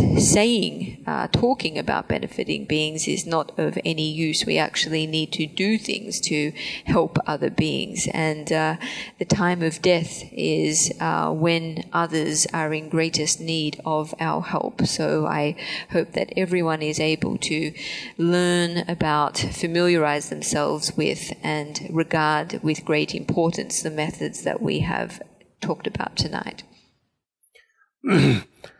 这个不东佛的心轴，我到时候这个电子版发给这个主办方，然后你们需要的话就是自己可以就向他们要，然后自己打印到时候可以用。好，我们到时候我们如果需要超度人的时候都可以用得上的。好，我们今天的课就讲到这里，然后呢我们这次就讲了5、6天的课讲了一些这个具体的修法希望大家这个从私家心一步一步的修。如果我们有人修的话以后如果再有机会的话，那我们到时候可以安排一些稍微比较高端一点的这个课程否则的话我们大家每年都不修每年都没有什么进步的话，这个我们没有办法讲这个稍微深一点的这个修法每年都是这些基础的知识所以希望大家用功我们今天的课就讲到这里。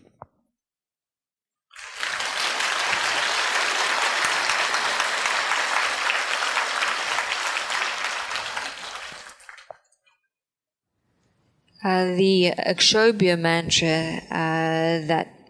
was just mentioned, I will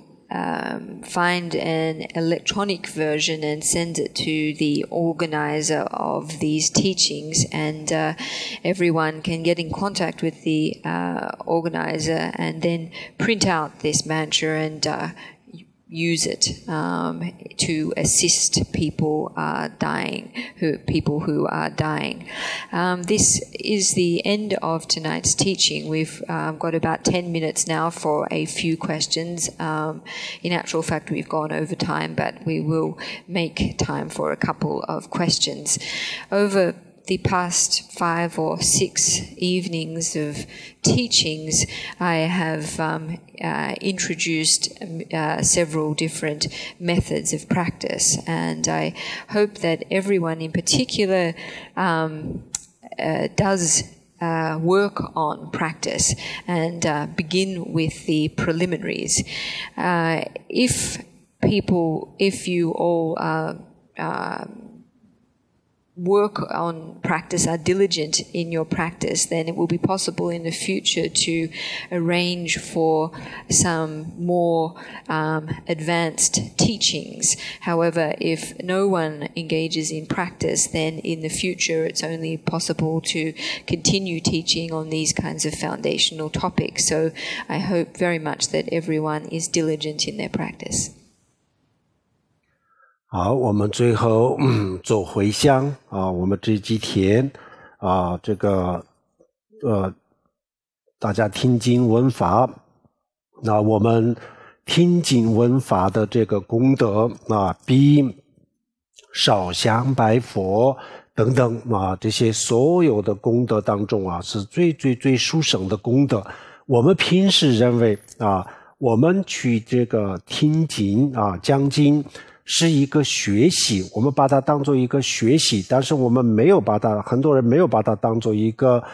行善啊，只是当做一个学习，但不是啊，除了这个学习以外呢，这是最好的行善，最好的行善积德，这个有很大的功德。佛经里面讲比如说我们比如说我们7点钟讲课的时候，然后有些地方就是为了大家这个提醒大家上课，比如说吹海螺，或者是这个敲打鼓鼓以前都是这样子那这个海螺的这个声音，比如说周边的一些鸟、一些动物，仅仅是听到了这个海螺的声音，他还没有听到这个传法佛法的声音。那这样子的这个动物的心田里也就播下一个解脱的种子更何况亲自这个听法这样子这个听经闻法，这是佛经里面有这样记载，所以听经闻法的功德是不可思议的，所以我们要把这个好好的回想。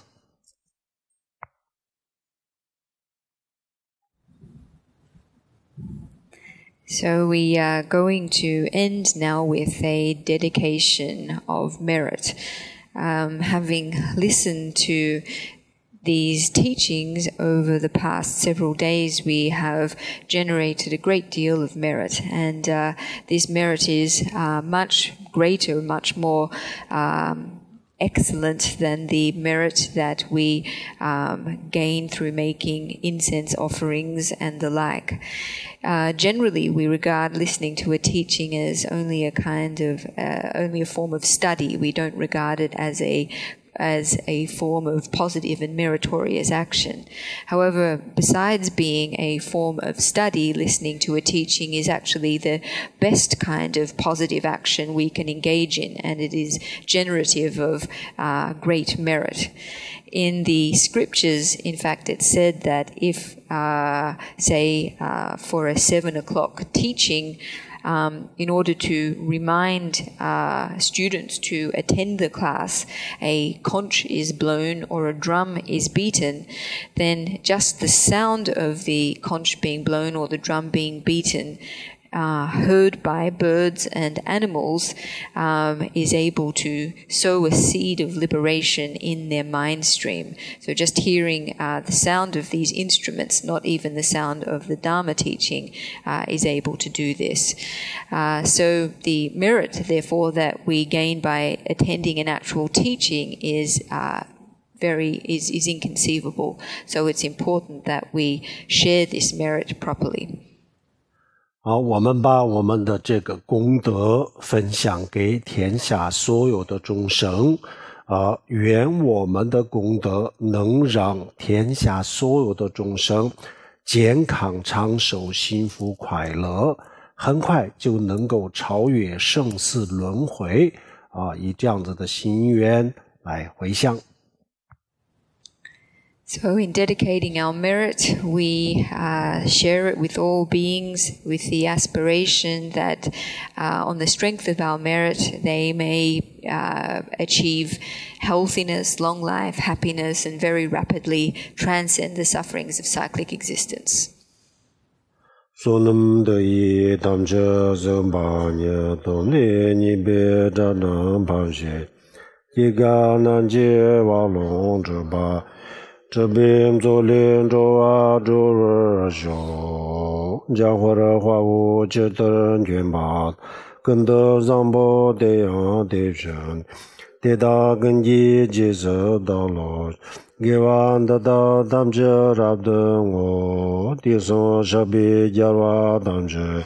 wo gang lan zhou de ngang ba de ge ge za wan de gen zang bo zhe zhe rab de wo wa jie om a hong ban zhen ge zhe ba ma se de hong om a hong ban zhen ge zhe ba ma se de hong om a hong ban zhen ge zhe ba ma se de hong。谢谢大家，阿弥陀佛，大家晚安。